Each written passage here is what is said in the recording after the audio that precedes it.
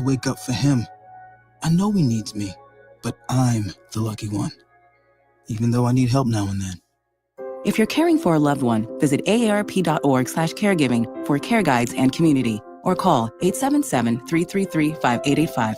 Caregiving Resource Center. Support for your strength. Brought to you by AARP and the Ad Council. We don't want you on our team. You're too slow and fat. This is weight bias. Don't you care how you look? Those with the serious disease called obesity face weight bias every day. You're not the right fit for this job. And blame themselves. I wish I was different. Weight bias hurts. Let's stop weight bias. Be part of the solution. Go to stopweightbias.com. A public service message from Obesity Action Coalition. This hour of the Mark Reardon Show is sponsored by Gamma Tree Experts. Your trees deserve the best care. Call Gamma Tree Experts. Mark Reardon. The heart of America is not government. The center of America is not Washington, D.C. The center of America is the neighborhoods where 330 million Americans are raising their kids and trying to put food on the table and trying to love their neighbors. Mark Reardon. There's nothing worse than a reckless jackass who thinks he's smarter than everybody else. I am the smartest man alive! The Mark Reardon Show is on now.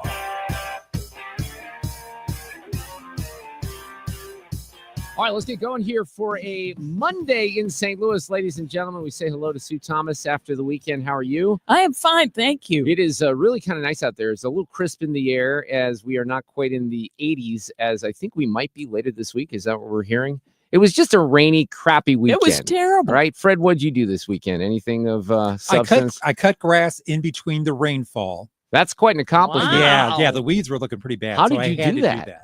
Really? I did it Sunday afternoon. Did you right bag the the lawn or not?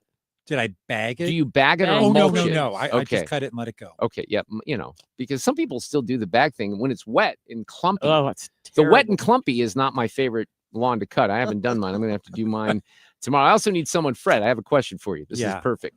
Would you mind, it's just a small favor, going over to my house probably a week from Wednesday when I'm in Greece and just cutting my lawn, knocking it down for me, knocking it out. Because I don't trust the kid next door. Oh, that's true. Well, why don't you ask him for like the weekend before, then maybe he'll be there by Wednesday. Well, you know what's funny about that is that, if you go back to last year, you remember this. I was before I bought the lawnmower. It was about a year. We're kind of at that year anniversary of buying the lawnmower. And I was hiring the kid next door, and then he just wasn't really doing much of a good job. So I brought this up to Becky yesterday. I'm like, hey, we're going to need the lawn cut. Do you want me to ask the neighbor? Maybe you should. Maybe I shouldn't, since I've strained relationships with him. But we'll have to see. It happens, Sue. It does. It does. What am I supposed to do? It happens. All right. Well, we have more Abrego Garcia information this afternoon, and then we're going to talk a little bit about Abrego Garcia, and we might touch on Abrego Garcia as well. But let's talk about the weekend just real briefly here. I'm wearing my Cardinals hoodie that I got for my birthday last week. I like it quite a bit. You can see Ollie Marmol and the other players sometimes when it's a little chilly wearing these in the dugout, Ethan. You would confirm that, right? Yes. You're a Cardinals guy. Mm-hmm. I told Fred this might be the last Monday that I would wear this. I wore it last Monday, kind of might be a Monday tradition. But as we are now 5 games under 500, that's not good, because a week ago we had all this renewed hope, Sue. Yeah, that's we sort did. of my point. And I want to root for this team so badly. I think Fred does. We all do. And there is some excitement to the team offensively that I don't think we've had in the last couple of years. But boy, you start sliding here in this division and you get too many games below 500. That's going to be tough to climb out of that. What was the word that we used last week that had crevasse? Oh yeah, not a it's crevice. Not a crevice. This would be crevasse. This would be a crevasse. Yes. for sure. Well, I'll give you some good news. One, they're actually only 4 games under 500, so sigh relief there, not 5. Okay? I'm never good at math, Ethan. I'll tell you that right now. I think that this weekend was a reality. I think this weekend was a reality check. The Mets have the second highest payroll in baseball, and the Cardinals are spending less than they have in the last 20 years this year, and I think it was a little bit of a reality check that this team, there isn't really a reason they should be at this point competing with the New York Mets. Now, there's a couple of those games that they could have won. You could have argued they should have won. I think they should have won Saturday for sure. Better bullpen. Yeah, and they lost on a walk-off on Friday night. So a couple of tough losses in there. let's hope that they're able to rebound and get a couple of wins and win a series against Atlanta. More importantly, the Blues, and they kind of let one slip away on Saturday as well. Game 2 is tonight in Winnipeg before they come back home, but that was a missed opportunity. And, they just seem like I'm not an expert in hockey. I've pretty much proclaimed that. But when I'm watching the game the other day, I see a lot of puck control on the part of the Jets and the Blues seemingly having trouble, clearing the puck. And then they seem to be on a power play quite a bit too. Winnipeg did. There was one call, did you see that tripping call? That was ridiculous. Yeah. Who was that on? The refs were getting a lot of heat in this game. Apparently, they were pretty young refs. As you go on in the Stanley Cup playoffs, you're going to see a lot more stuff not called. So I think a lot of people were surprised at how touchy they were letting them be, because they like to see the physical play. The fans like the physical play during the playoffs. I thought there were some positive signs that St. Louis showed during this game. You got to keep in mind, this is a super young roster, and quite a few guys made their playoff debuts. No, I know, it's great. This past week. So some of the inexperience showed a little bit. Montgomery was very confident that it's going to get better the more that they see. I like it when they do a close-up of Jim Montgomery. You can read exactly what he's saying. He's like, what the F was that? Right? That's what he said, at least one of the quotes. I got to give credit to the Winnipeg fans. Man, they all showed up in white, and they were rowdy and loud. Outside of that arena was outside nuts. was amazing. And did you see that, Sue? I didn't. They had, I don't know how many thousand people outside of the arena, but it was a lot. It was the same, and their arena only holds like 15,000 too, so it holds less. So it's not in. To give you context, Enterprise holds 18,000, so much smaller, but there was a bunch of fans outside. I also loved, I thought that Montgomery did a really good job of keeping things loose. He was talking with the media earlier today, and he said, the guys were giving him some heat, saying, the whiteout, I think we were having some issues communicating with the bench, because with the whiteout, we saw the light reflecting off of your bald head, Montgomery, and it was causing some issues. So Wow. He's doing a really good job of keeping them loose. Yeah. Because tonight's game, to be quite frank, it is a must win. Yeah, you got to get the have split. To win tonight. You kind of got to get the split, right? Exactly, and that's what was frustrating about Saturday is you kind of had that, felt and like then one you're you thinking, had. man, Yep. you pull that one in that first game, and things are at least looking a lot more promising. But we'll cover that. We'll I think have a 6:30 game time tonight for the Blues, and the Cardinals are with the Braves, so they're on the East Coast time as well. The Pope passed away. We shouldn't gloss over that. Fred has this role. He has multiple roles inside this building and at KMOX. He's been the health and the religion editor for many, many years. I mean, I remember, this will embarrass Fred, but I literally remember listening to you in the 1980s, like late 80s in particular, doing something. You and Colleen. I'm like, man, I wonder if I'll get to work with those guys wasn't someday. In the late 80s. Colleen wasn't there yet. Oh, yeah, he was. Colleen was in the late 80s, wasn't he? No, I worked with him at CompuTrack. Was he the 90s? Okay, Yeah, well, he's then the I'm hey, look, my memory trying to is make shot. you sound better. But I remember Younger. listening to young Colleen, and I was quite impressed with Colleen. Anyway, Fred, I remember listening to you. I'll just say, Fred, I listened to you in 1973, and that was well before even his time. 1982. We can make that up. So let's kind of talk here about everything with Abrego Garcia. I cannot believe that we're in a situation right now where we're still talking about this guy, but here we are. And this is one of my favorite cuts from the weekend. This is Amy Klobuchar, who's a Democrat from Minnesota. Yes. And my point is they have picked out this case and this man because it's about a subject that they want to keep in the news. So it's even more cynical than just flaunting the law. They're doing it because they want to distract people from the fact that our economy is in a tailspin thanks to them. Okay, so I'm not going to let her go on here, but she's making the case that the administration wanted attention on this, and they're the ones that are trying to draw attention to this guy's situation in Maryland. You've had a United States Senator in Chris Van Hollen go down there, and he did the Sunday shows. I got some audio from that. You have 4 House Democrats that are in El Salvador right now to try to rescue the MS-13 gangbanger. But you also have, and this is very interesting, we're going to talk with him tomorrow afternoon, Congressman Jason Smith, who is, he's been on my list for weeks because he's the chair of the House Ways and Means Committee. There's tax policy. There's the big, beautiful bill. All of those things are very important, and Jason shepherds that tax policy through his committee. But what we also found out today, Fred, is he was down on a trade mission, Congressman Smith was, in Panama and also in El Salvador. And I guess he took a little bit of a detour and he went to the prison, is what we're hearing. Right, yeah. He visited the prison where President Trump is sending the deportees. And he'll be on with us tomorrow afternoon right about this time to tell us what they found. So we had a very spirited conversation on Friday afternoon during the roundtable. Candidly, that discussion took place even after the show because some of the members of the panel and Jeff Smith and I were kind of going back and forth. And I sent Jeff a message because he was very determined to focus on the due process aspect, because now that we know the guy's a gang member and he beat his wife and all that stuff, then you got to focus on due process. At first, it was just he was a Maryland father, but now we can't just say Maryland father because he's got gang tattoos. But I told Jeff, look, I love him. I love our spirited debates, but I'm one of the reasons, and I don't want to overlook constitutional importance. No, that's never really been my thing. And I think the Constitution is very important, but I also have to admit something here. And I think a lot of people can relate with this. I am genuinely so pissed off at what happened to this country under the Biden administration in a variety of ways, but with the border in particular. And it's disgusting what happened. We'll have Senator Schmidt kind of highlight some of this stuff. Millions of illegals swarmed our border. We've shut it down. It wasn't too hard to do, right? But they did not allow it to happen. And as far as my brothers and sisters in the media, they lie every opportunity they have. So I'm sitting here, and I think I can even say this for this Monday. I felt this way last week. I don't know what all the facts are here. I don't know who I can believe on the facts, whether he's a gang member, whether he's not a gang member, whether this is just about due process. What I know is I'm very angry about the entire situation. And the fact that Democrats are flying down to a jail or prison in El Salvador when they don't give two rips about the people in their own states or in their own districts is laughable. Now, one of the things that Jeff told me on Friday night is he thought I had not only the legalities of this wrong, but the politics. Rest assured, I do not have the politics wrong, ladies and gentlemen. And here's a poll that's out today from Rasmussen. Look, I said this Friday, and here it is. It's an 80-20 issue. It isn't even close, right?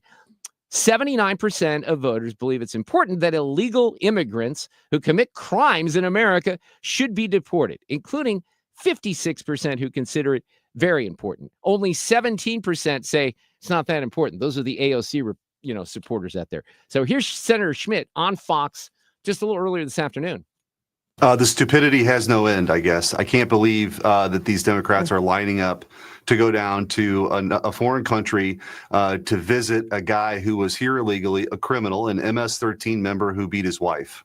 I mean, you can't be any more plain than that. That's who this is. So I think all along, Martha, they were looking for some example of something President Trump would do that was so bad that they could rally behind. I can't believe that they're that stupid that this is the guy. Yeah, and I don't know if it's one of those situations where they're so far all in on that they can't back up anymore. I'm not exactly sure on that. They've totally bought into this concept that borders don't mean anything, that we're all world citizens. Everybody has a right to be here and nobody should ever have to leave. And that's just not what our laws entail. That's not what it means to be a sovereign country. So I think they're headed further into political oblivion with moves like this. So I have Van Hollen from the Sunday shows, and he was pressed just a little bit on CNN with Dana Bash, and I'll circle back to that here again. But I had some audio, and I think it was audio cut of the day on Friday evening from Stephen Miller with the administration. He really, and I think I referred to it as bitch slapping reporters, because he really put them on notice the other day because they were so ignorant about the whole process. But here is Stephen Miller kind of recounting some of the facts here. I'm almost at a loss for words for how egregious it is.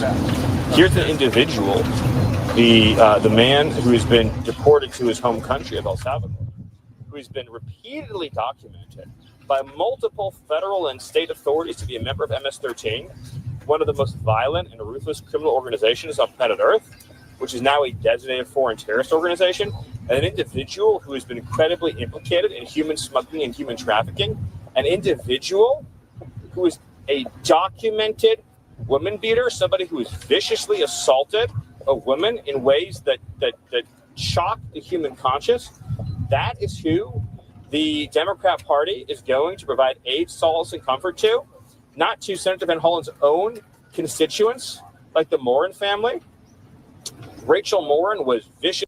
Well, I'm sorry. He was going to go into some of the details. I cut that audio very poorly at the end there, but his point is well taken. Now, what the Democrats are going to say, and what Van Hollen sort of pivoted from over the weekend is, well, we don't know that for sure. We don't know if he's a criminal. Rachel Morin was viciously beaten, brutally raped, and murdered. And her mother never even got a phone call from Senator Van Hollen. Or Kayla Hamilton, a young girl who was attacked in a public restaurant, raped in the bathroom, and beaten to death and murdered by an illegal alien that Joe Biden set free into the country. None of those people elicit human sympathy from Senator Van Hollen. How broken is that man's heart? How broken is his conscience that he doesn't have even an ounce of empathy or time or concern to share with those families? Or how many of his citizen constituents have been killed by the fentanyl that Joe Biden allowed into this country? All those are very good questions. Very good questions. So here's Van Hollen. Now, he's posed this question by Dana Bash on CNN, and he doesn't really answer it, as you'll notice. Can you say with absolute certainty that he is not, nor has he ever been, a member of the MS-13 gang? And did you ask him point blank? Well, Dana, what Donald Trump is trying to do here is change the subject. Hang on a second. Who's changing the subject? Thank you, Sue. Isn't that what he did right there? He did not answer the question. He changed the subject. The subject at hand is that he and his administration are defying a court order to give Abrego Garcia his due process rights. But since you were the one person to have met with him, and since this is a thing, you say on social media, it's what we hear from Donald Trump and Republicans every day, all day long, you didn't ask him? I didn't ask him that because I know what his answer is. I think his answer is yes. I think that's what his answer is. It is yes. Now, when it comes to the, let me circle back here because I'm quite confident that I'm on the right side of the politics of this because this is an 80-20 issue. I can't be as confident that I'm on the right side of the Constitution because I am not a constitutional law expert. But here's what I'll tell you. There's a little bit of disagreement on the part of the constitutional law experts, as there always are. But I also have to admit that the Free Press, and I've cited the Free Press as a pretty good media outlet. They do some solid reporting. They have different approaches, certainly than most of the legacy media, the New York Times, et cetera. But Barry Weiss and the team at the Free Press went out and they found 7 experts of a variety of politics. And Jonathan Turley was among them. And Fred, I sent this to you. There wasn't one of them. Right. There wasn't one of them that sided with the Trump administration on the issue of constitutionality. They all criticized them for that particular issue.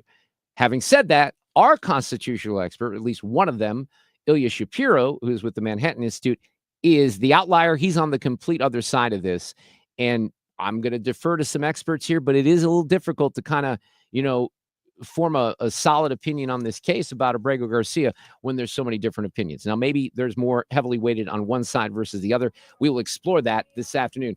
To start the show, though, Josh Hammer is going to join us. You hear his show on the weekends. He's coming up next.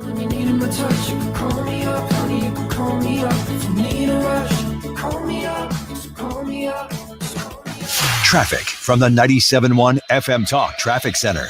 Couple of issues on the roads already. There's an accident southbound 55 past Broadway.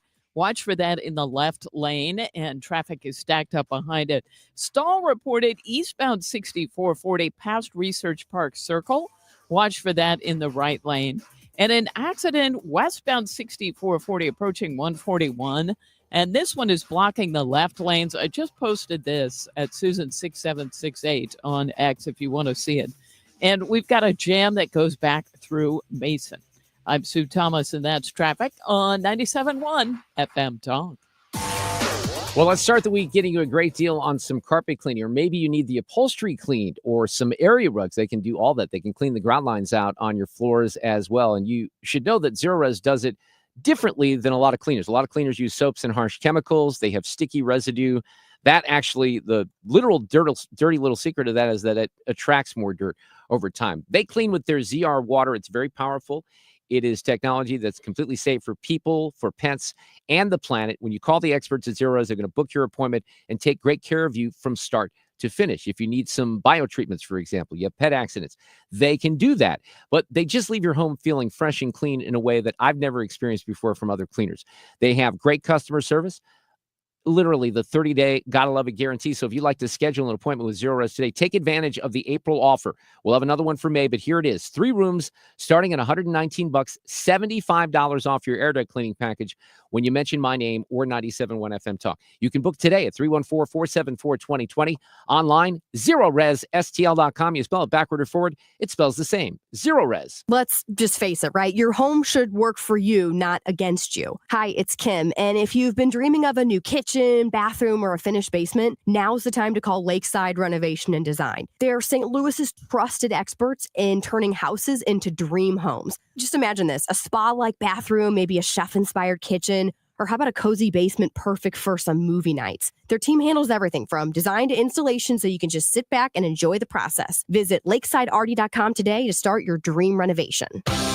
Experience the exhilarating atmosphere of a Cardinals game. Join the sea of red in the wave around the stadium. Feel the rush of excitement as a home run lights up the sky with fireworks, bringing the whole ballpark to their feet. Nothing beats the thrill of watching the Cards get the W with the final out at the plate. It's more than a game, it's an experience. Visit Cardinals.com for tickets and info. St. Louis Cardinals for the Lou.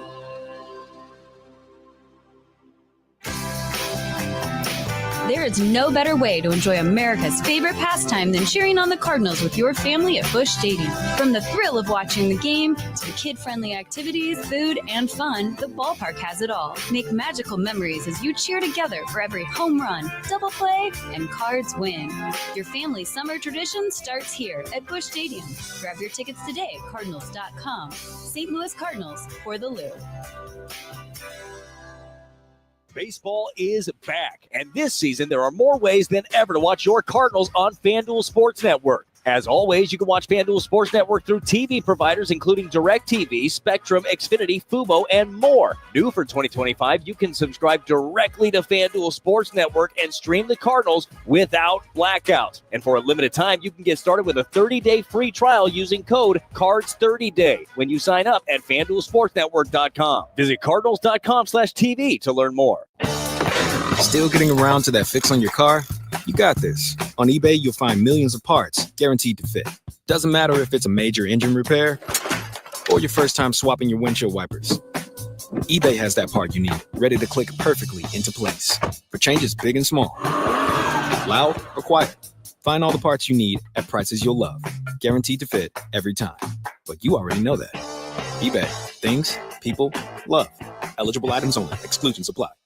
I'm ready. Let me just grab my bag. Sweatpants, huh? Didn't know we were keeping it casual this month. Yeah, I feel bloated every now and then. You have to try new Align 3-in-1 Biotic Gummies. They have prebiotics to nourish good bacteria, probiotics to help relieve occasional bloating, and postbiotics for immune support. All that in one gummy? Yep. So no sweatpants next time? Not anymore. Align 3-in-1 Biotic Gummies for gut health support. These statements have not been evaluated by the Food and Drug Administration. This product is not intended to diagnose, treat, cure, or prevent any disease. It's time for a $98 AC tune-up.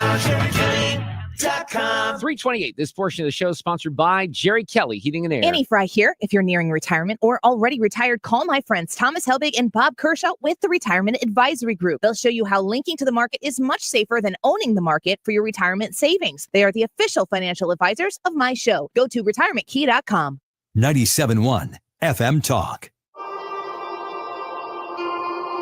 You're listening to the Mark Reardon Show on 97.1 FM Talk. Well, I mentioned Ilya. He's coming up in the next hour. He will explain his position on due process or justified action on Garcia. Cusumano's going to be here talking about the Cardinals and the Blues and City and the Battlehawks lost over the weekend. Then David Zweig. I'm very much looking forward to David. And I don't know if you remember the conversation that we had with Jen Say the other night, who was talking about this documentary that she's making about the pandemic. And she was talking about David Zweig's book, which is called An Abundance of Caution, American Schools, the Virus, and the Story of Bad Decisions. Lo and behold, on Friday, this is the power of the Mark Reardon Show. David Zweig reached out to me, unbeknownst to him, that I had that conversation with Jen, because I had forgotten this, but he certainly didn't. He was a guest on the show a couple years ago, and he was looking for outlets to talk about the book. And I said, I'm all over it. So he's going to join us tonight, which I think is going to be great. Josh Hammer's back with us this afternoon. Newsweek's senior editor at large. He hosts the Josh Hammer Show. You hear it Saturday afternoons at 1 p.m. on 97.1 FM Talk. How are you, Josh? Good afternoon. Welcome back. Mark, my friend, how are you? Good, sir. I'm good, but I have to start with this because I see this, and honest to God, when I first saw this over the weekend at Coachella, I thought it was a joke. I thought there's no way that there's a band that went up before people, thousands of people at this music festival in California, and put up behind them on the stage, Israel is committing genocide against the Palestinian people. F Israel, free Palestine. When I first saw that, I really did think there's no way that happened. Well, it did happen, didn't it? Well, it did. And there's a couple things to unpack here, right? Just real quick. One is that, if I'm not mistaken, this band is an Irish band.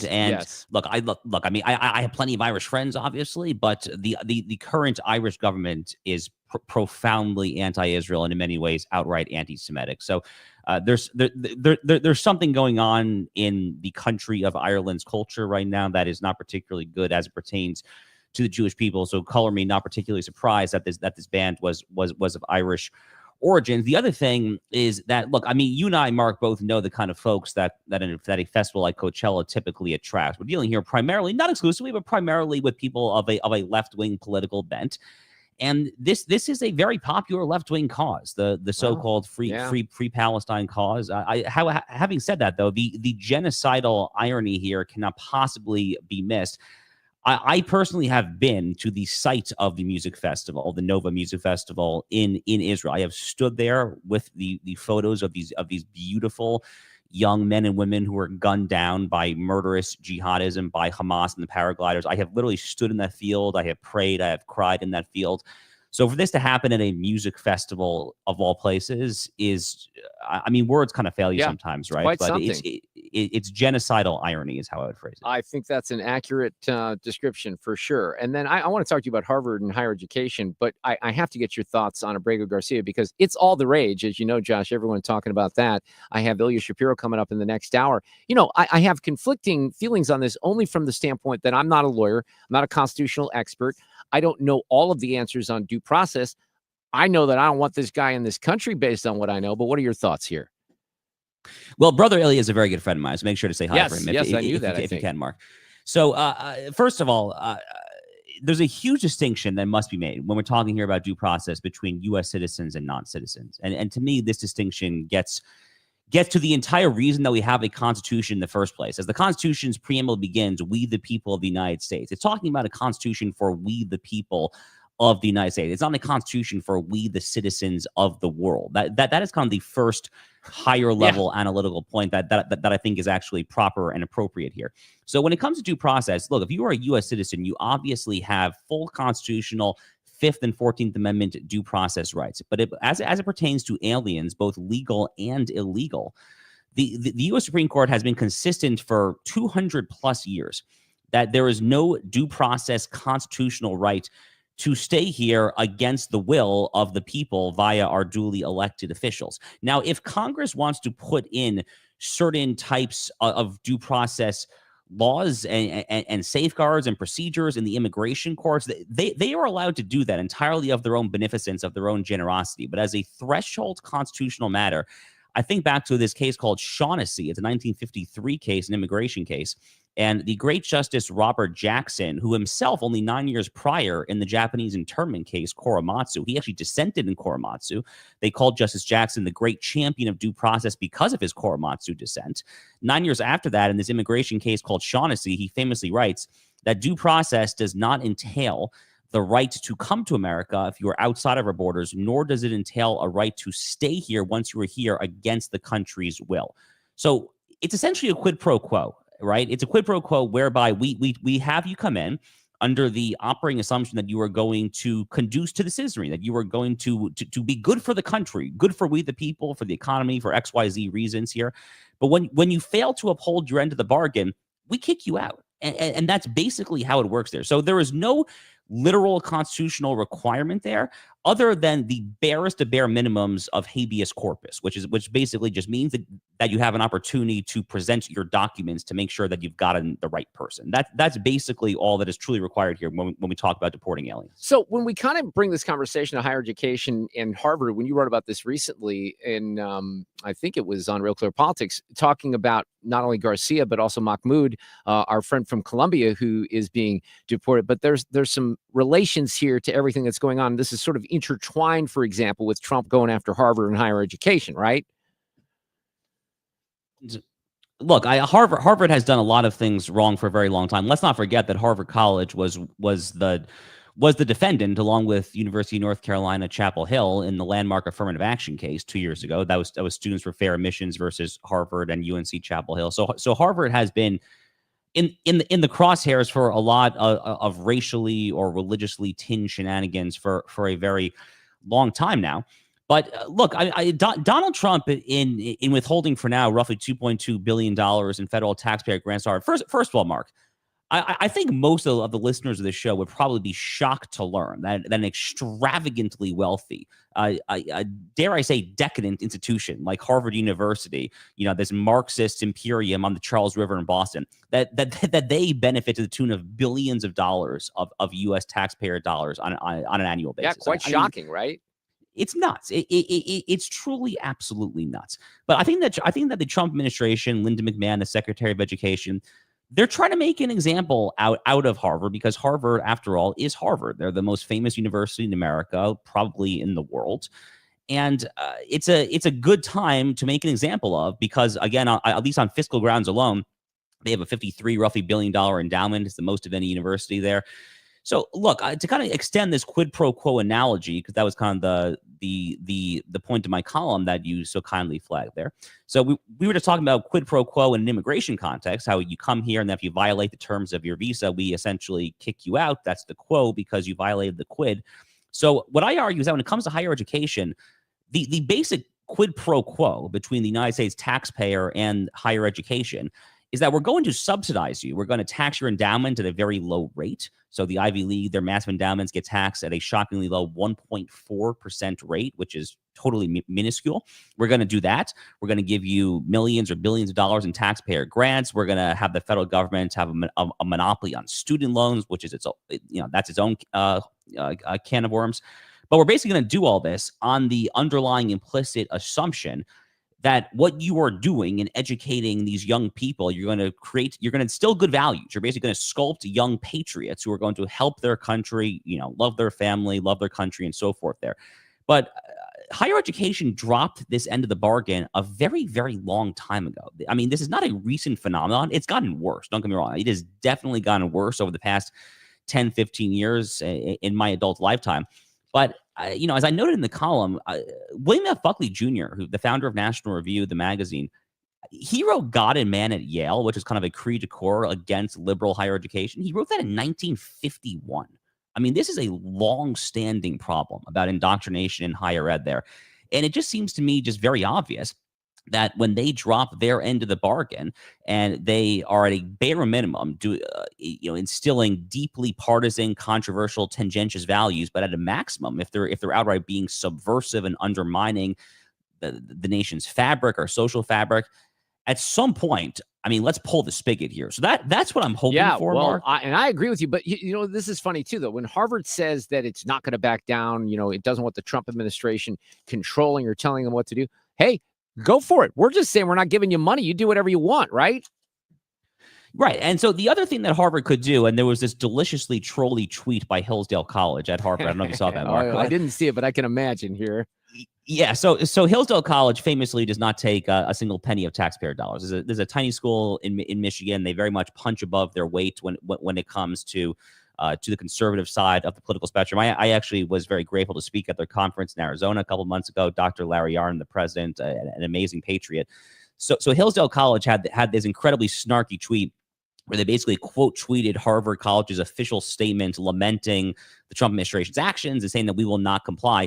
And Hillsdale basically just snarkily said, well, the alternative is just to like not take any taxpayer dollars. And that is the obvious alternative. If Harvard, Princeton, Yale, any of these very wealthy, quote unquote, elite universities, if they have an issue with the strings that are attached when you have taxpayers such as hardworking plumbers, electricians, truck drivers, if you're going to expect these Americans to subsidize the wares that you are peddling, surely the least that we can ask, the very least that we can ask, is that you abide by, the Civil Rights Act of 1964. That's essentially what the Trump administration is asking there. But if you really want to minimize the strings attached there, just follow Hillsdale's model. Harvard has all the money in the world to make that happen if they want to. Don't you possibly have to have maybe a broader conversation as well and I've been waiting for this for a long time, and I think there's nothing wrong with at least having the debate about stripping federal financial benefits from a lot of the so-called nonprofits out there, maybe not just elite institutions. 100%. In my opinion, it is far too easy in the United States these days to get 501c3 status, to get all sorts of tax exemptions when it comes. Whoop, I think we lost you there. Josh, are you there? We have this. We lost you there just for a second. Repeat that last part. I'm sorry, Josh. Oh, sorry about that. No, I was just saying that I think it's far too easy in general these days to get your institution, whether it's a charity, whether it's a higher education establishment, just to get subsidized by the taxpayer. I mean, 501c3 status is infamously oftentimes quite easy to do, actually. And if you scratch below the surface, look, I mean, it is a double-edged sword to an extent, Mark, right? Because when you start kind of cracking down on 501c3, it's going to be, if you're going to do it fairly, it's going to end up being a bit of an equal opportunity offender there. But from a fiscal conservative perspective there, I think we probably should err on the side of subsidizing less. I mean, this is a time when many Americans are struggling to make ends meet, when Americans are making real trade-offs in the grocery aisle when it comes to whether or not you buy chicken or eggs to feed the family on a given night of the week there. And surely in times like this, when inflation is admittedly not as high as it was 3 years ago, but it's still not close to the Fed's 2% target.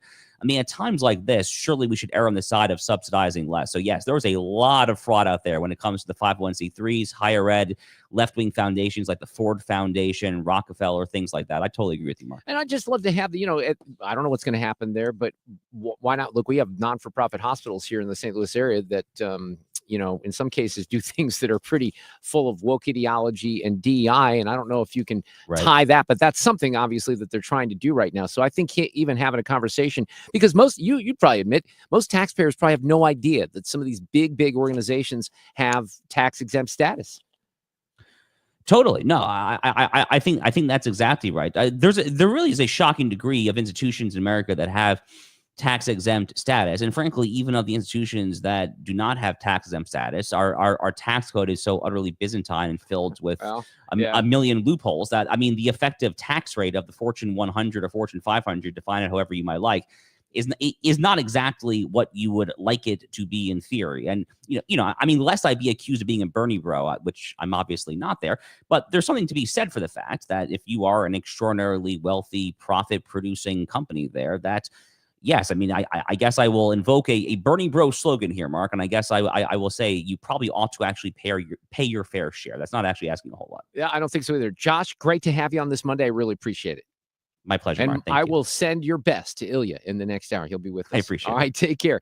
On the nonprofit stuff, and this may be someone I try to get on the air over at the Federalist, Pascal Emmanuel Gabri wrote something and kind of put the math into perspective here with some of the money that goes out to, well, I guess the money that doesn't come in from so-called nonprofits. So his number is, as of recent estimates, tax-exempt nonprofit entities hold between $3.8 and $4.3 trillion in assets. Of that total, about 3.2 to 3 trillion is held by non-religious nonprofits, universities, healthcare organizations, and philanthropic foundations. And this guy's point is, look, these are the institutions most likely to have implemented DEI in hiring, admissions, and grant making, the most likely to be staffed and managed by progressive ideologies hostile to this country. So something to keep an eye on. I'd love a conversation along those lines to take place. We're coming back. Don't forget Sue's News on a Monday afternoon, coming up in the next hour.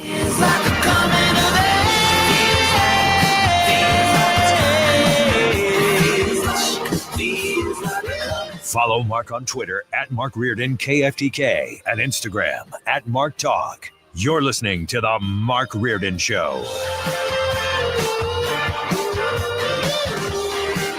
Traffic from the 97.1 FM Talk Traffic Center. Crews have been on the scene of an accident southbound 55 past Broadway, and they've had the left lane blocked. And if that's in the construction zone, and it took us down to 2 lanes in there instead of 3. So of course there's a delay behind it. Now westbound 44 is slowing at 270, mainly ramping on to southbound.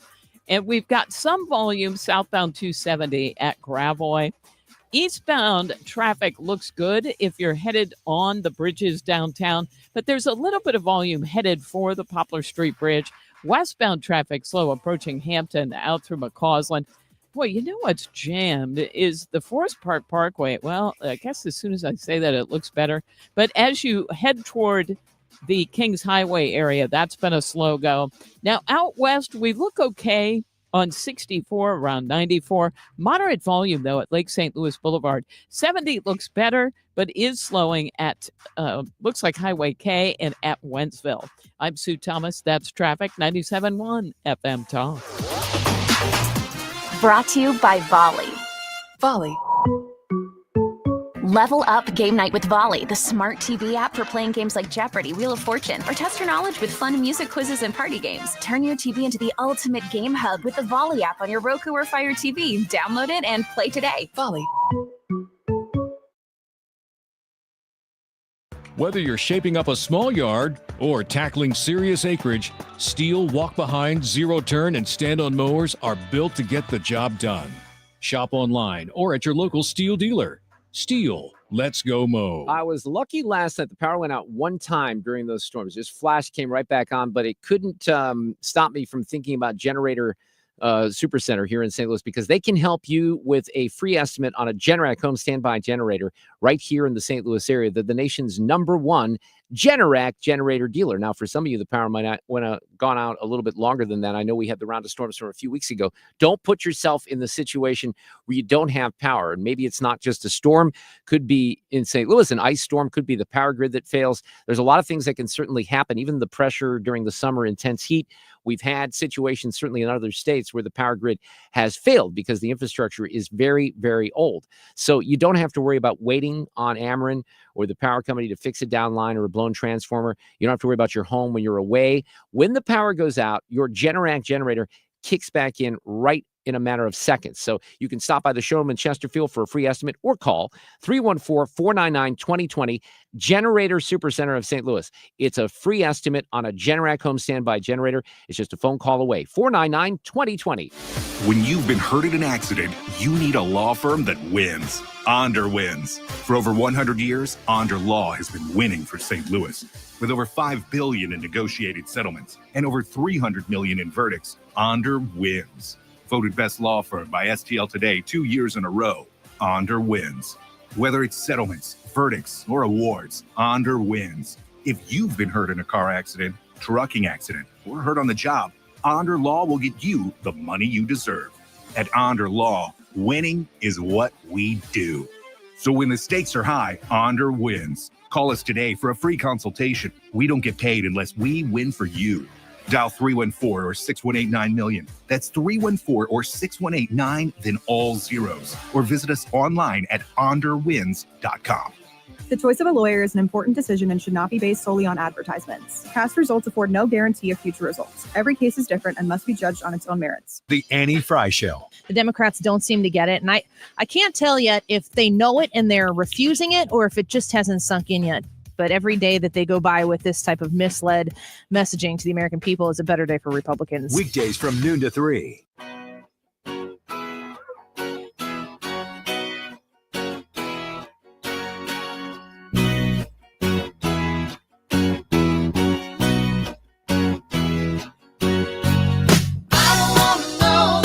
You know, it was very rainy Saturday and Sunday, Sue. Oh, I'm aware. And I took advantage of Saturday. I had a bunch of stuff around the house. And then I just went into my office, my studio, my record room, as I call it. And I put vinyl on. And I just listened to a bunch of records. Then I kind of cleaned up the office at the same time and went through some bills. And then I got depressed because I was going through some bills. But I played a lot of music on my record player, on my turntable, if you will. I was inspired. I went out to this place. You know this place, Music for Pleasure, on Wednesday night last week. Kind of got a tour. I was always familiar with that place. I didn't know much about it. And I was able to sit and listen to some music. And they have a lot of cool, they do things that are kind of focused. They call it Music for Pleasure.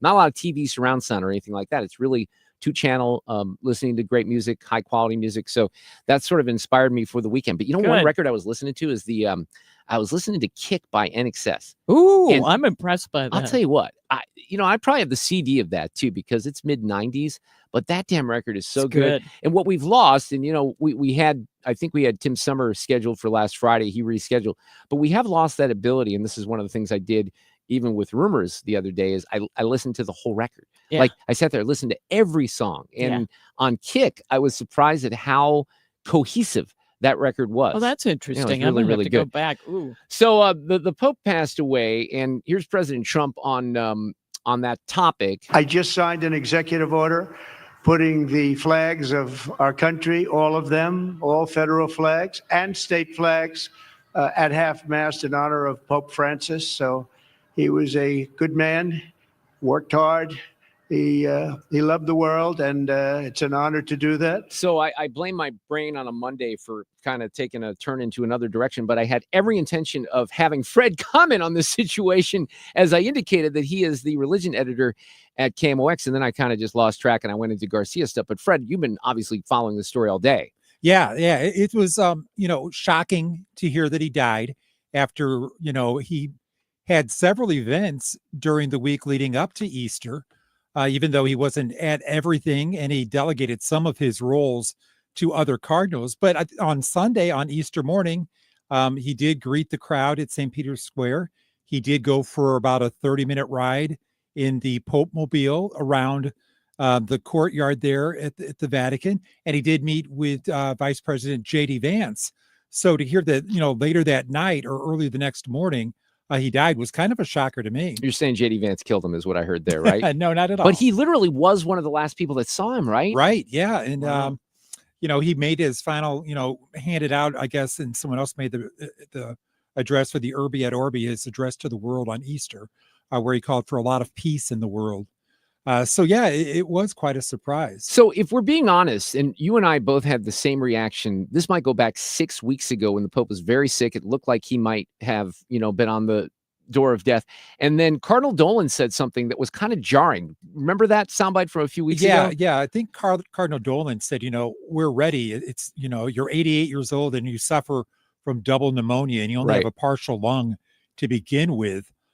Things aren't looking very good. And so, the Cardinal in his interview said Pope Francis couldn't have choreographed his death any better than that. Yeah, I think I have that soundbite. We can never choreograph our own birth or death, can we? That's always in God's hands. But if you could choreograph it, you couldn't choreograph it any better than what happened. The last time we saw him, Easter Sunday, the last words, a blessed Easter, as he gave us his blessing. Yeah, that's kind of crazy. It is. And Cardinal Dolan tomorrow will leave for the Vatican. As soon as he gets there, he'll start meeting with the cardinals of the church, because the cardinals now are in charge of the church until a successor is chosen. So the cardinals will meet every day. He'll be there for that. The funeral will be coming up probably later in the week, Thursday or Friday. So it'll be this week still. That's what they think. Not announced yet. Pope or President Trump will be there. He and Melania will go to the Vatican for the funeral.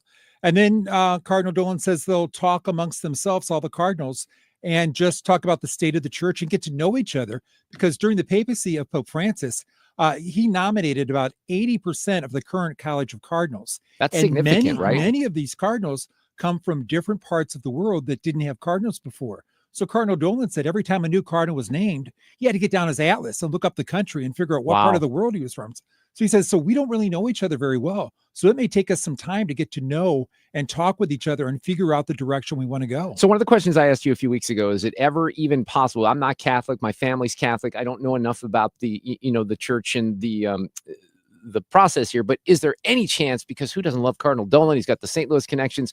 He is so easy to listen to and he's inspirational. Would he ever have an opportunity? Your answer, I think, was no, probably not. Right. Everyone loves Cardinal Dolan, but it seems like that's never going to happen for an American cardinal to become Pope. And you don't have to be a cardinal. It can be any baptized male.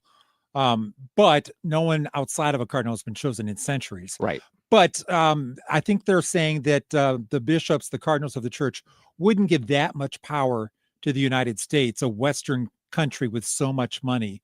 So that is not going to happen. Although Cardinal Burke, former St. Louis Archbishop, is listed in always the top 10 possible popes when you want to, if you wanted, the church wants to go far right. Cardinal Burke take things would be a choice if you wanted to go far right. He would take it like in a completely opposite direction, right? Right, exactly. All right, that's interesting. Well, we'll continue to. Fred will be the best person here to update us on everything, but we do know in the last couple hours that President Trump said he's going to go to the funeral, right? And we're waiting on some details. We're coming back. Sue's News on a Monday. Coming up next.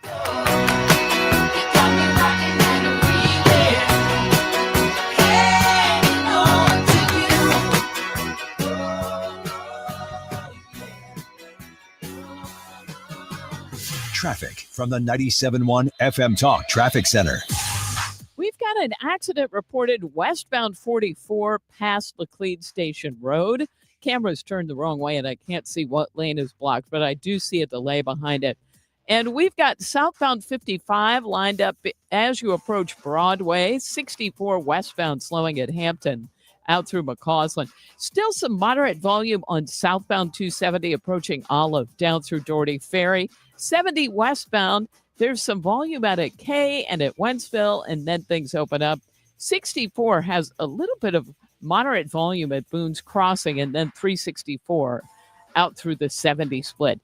And if you're headed into Illinois, there's some volume on the Illinois side. It's not bad on the bridge itself, but just past Route 3, there's some volume. This report brought to you by New Perspective Senior Living. New Perspective Weldon Spring is redefining senior living. Modern apartments, delicious meals, activities, entertainment, even a state-of-the-art AI fall detection system. Visit npseniorliving.com to schedule a tour today. I'm Sue Thomas. That's traffic, 97.1 FM Talk.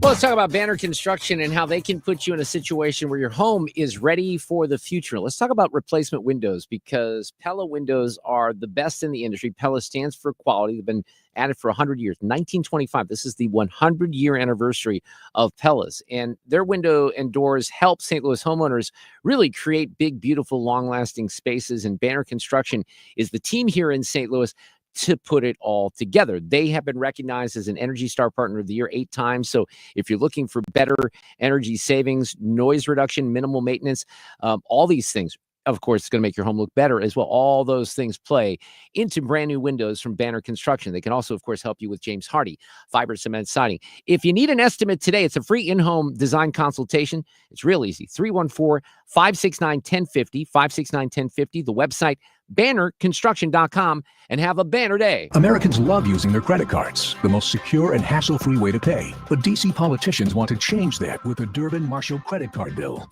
This bill lets corporate megastores pick how your credit card is processed, allowing them to use untested payment networks that jeopardize your data security and rewards. Corporate megastores will make more money, and you pay the price. Tell Congress to guard your card, because Americans lose when politicians choose. Learn more at guardyourcard.com. Paid for by the Electronic Payments Coalition. When you're approaching retirement, there are a lot of questions to answer. Do you have enough money to fund your income for life? How should you claim Social Security? And what's your plan for health care and long-term care? Hi, I'm Eric Robert, Director of Investments with the ClearPath Wealth Management Group at Stifel, and host of On the Money Saturday mornings at 11 on 97.1 FM Talk. Don't leave your retirement to chance. It's crucial to understand and address relevant risks before you retire. Our team can help you get organized, guide you through critical retirement decisions, and create an investment portfolio designed around your needs. To schedule your free retirement plan consultation, go to clearpathinvesting.com. That's clearpathinvesting.com, or call us at 636-695-2650. That's clearpathinvesting.com or 636-695-2650. Stifel Nicholas and Company Incorporated, member SIPC and NYSE. If you owe the IRS, you have a legal issue, and you need the Lance Drury Law Firm. We'll protect your rights. Log on at lancedrurylaw.com or call us toll-free at 888-367-6512. I put money into real estate, and from there came one of my largest returns on one of my properties, which is about close to 300% return in about 14 months. That's Joe Cantu on what Lifestyles Unlimited has done for him. Join Del Walmsley at Lifestyles Unlimited for Expo 2025, May 7th through the 10th in Irving, Texas. Get hands-on training from successful investors and learn proven strategies that work. Save $100 when you text EXPO to 88007, EXPO to 88007. Hey, we have Sue's News on a Monday afternoon coming up. Also, it's a significant musical anniversary, 50 years. Sue often puts that in Sue's News. I got this one taking control right after the top of the hour. Coming up next. KFTK FM Florissant from the Kaufman Townsley St. Louis's Injury Lawyers Studio. Call 314-500-5000. That's 314-500-5000. All on the free Odyssey app. For the Pope, I'm John Saucier, Fox News. Pope Francis's cause of death has been revealed. Here's Fox's Kristen Goodwin with more.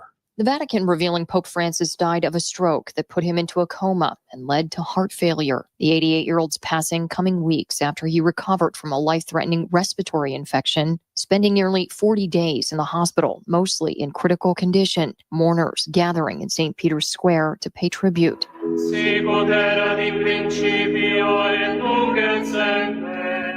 Vice President J.D. Vance, who met with the pontiff just a day before his death, saying in a post online, "My heart goes out to the millions of Christians all over the world who loved him." President Trump ordering all flags in the U.S. to be flown at half-staff in his honor, saying Pope Francis was a good man. He worked hard. He loved the world.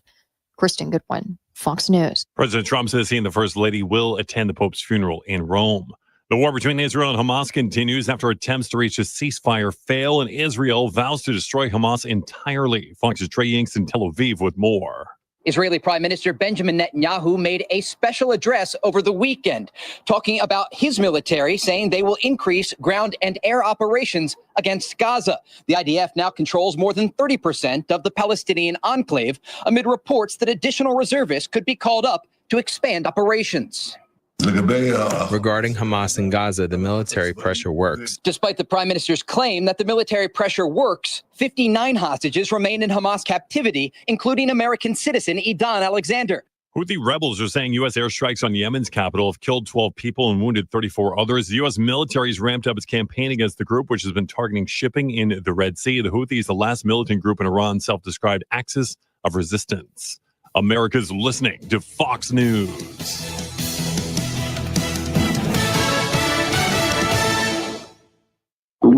Oh no, stomach issues again? Stomach issues? Who are you? Your pancreas. I could be the real reason for your diarrhea, gas, bloating, stomach pain, or loose oily stools. I thought it was my stomach. People often do, but any of these symptoms could mean having a condition called exocrine pancreatic insufficiency, or EPI. With EPI, the pancreas doesn't release enough enzymes to break down food, but EPI is manageable. Use the symptom checker on identifyepi.com and speak with your doctor. That's identifyepi.com. Sponsored by AbbVie. Did you know you can get your prescriptions for less at your local pharmacy? You can with GoodRx. It's the free app that can save you money on your medications. Just search for your prescription, choose the pharmacy and the price that works best for you, and then show your GoodRx coupon to your pharmacist at the drop-off counter. GoodRx works at over 70,000 pharmacies, including Walmart, Rite Aid, and Walgreens, and it works whether you have insurance or not. It's easy to save. Next time you drop off your prescription, check GoodRx. To start saving today, go to GoodRx.com. GoodRx is not insurance.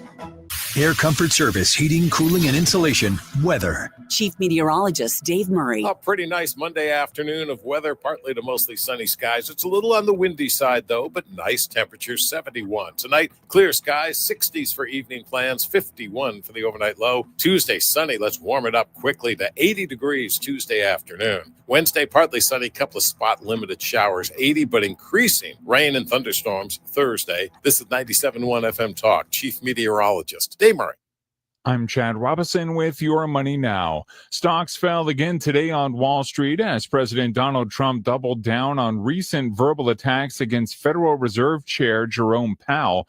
The Dow falling more than 970 points, the S&P 500 off the pace by nearly 125. And the tech-heavy NASDAQ tumbled 2.5%, good enough for a loss of more than 410 points. The percentage of credit card accounts at least 90 days past due hit a 12-year high in the final fourth quarter of 2024. According to data from the Federal Reserve Bank of Philadelphia, 0.9% of accounts were delinquent, and it was also revealed that more than 11% of cardholders are making the minimum monthly payment. The supernatural horror film Sinners took the top spot at the weekend box office, pulling in $45.6 million domestically. A Minecraft movie came in second place. That's Your Money Now. $5,000. That's the average amount of money people in the U.S. are now spending on gas in a year. $5,000. That's crazy. If you drive, you have to download Upside, the free app that gives you cash back every time you get gas. That's right. You can earn real cash back with Upside just by buying the gas you're already buying. You can literally start earning cash back today. I use Upside every time I fill up, and I've already made around $200-300. You're putting gas in your car anyway. Why not get real cash back? If you like free money, download Upside. I'm saving the cash I earn from using Upside to help pay for a vacation later this year. Download the free Upside app now to earn cash back every time you buy gas. Use promo code EARN to get an extra 25 cents per gallon on your first tank. You can cash out anytime right to your bank, PayPal, or a gift card for Amazon and other brands. Just download the free Upside app and use promo code EARN for a 25 cents per gallon bonus on your first tank. That's code EARN for a 25 cents per gallon bonus. Hey, let's talk about MasterCars Inc., which is an awesome used car dealership with new car caliber in Granite City. So if you're looking for, look, the way I always describe MasterCars Inc., you could be looking for a really fun, cool weekend car. You could be looking for a Harley for motorcycle season. You could be looking for a Corvette. They're the Corvette Kings here in the St. Louis area. You could be looking for your everyday vehicle, or maybe a cool weekend car and your everyday vehicle. Or you could have a vehicle with super low miles and it's in great condition. They'll buy it. And they're looking for vehicles actively right now. They have new arrivals daily. If you go to mastercarsinc.com, they're all auto check certified.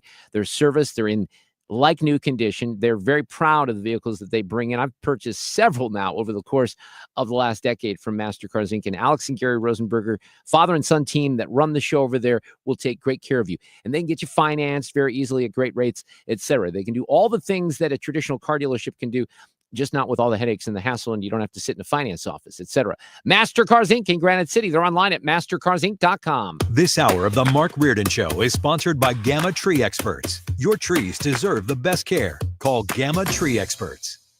97.1 FM Talk. You're listening to the Mark Reardon Show on 97.1 FM Talk.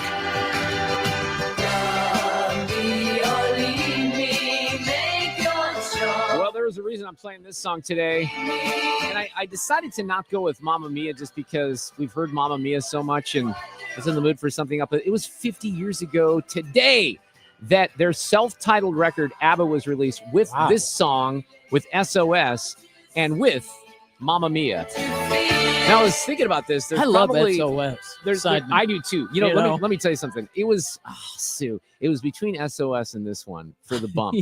But I like the way that this one ended, so I went with I do. But it's interesting. I wanted to bring this up just a little bit because the history of, albums and rock bands and the what ifs and what could have happened are kind of interesting. And this was at a point in 1975. They had released Waterloo. They had like a couple of hits, but the band will tell you that they kind of thought of themselves, or they were trying to be more like Sweet, which was a glam rock group in the 70s, right?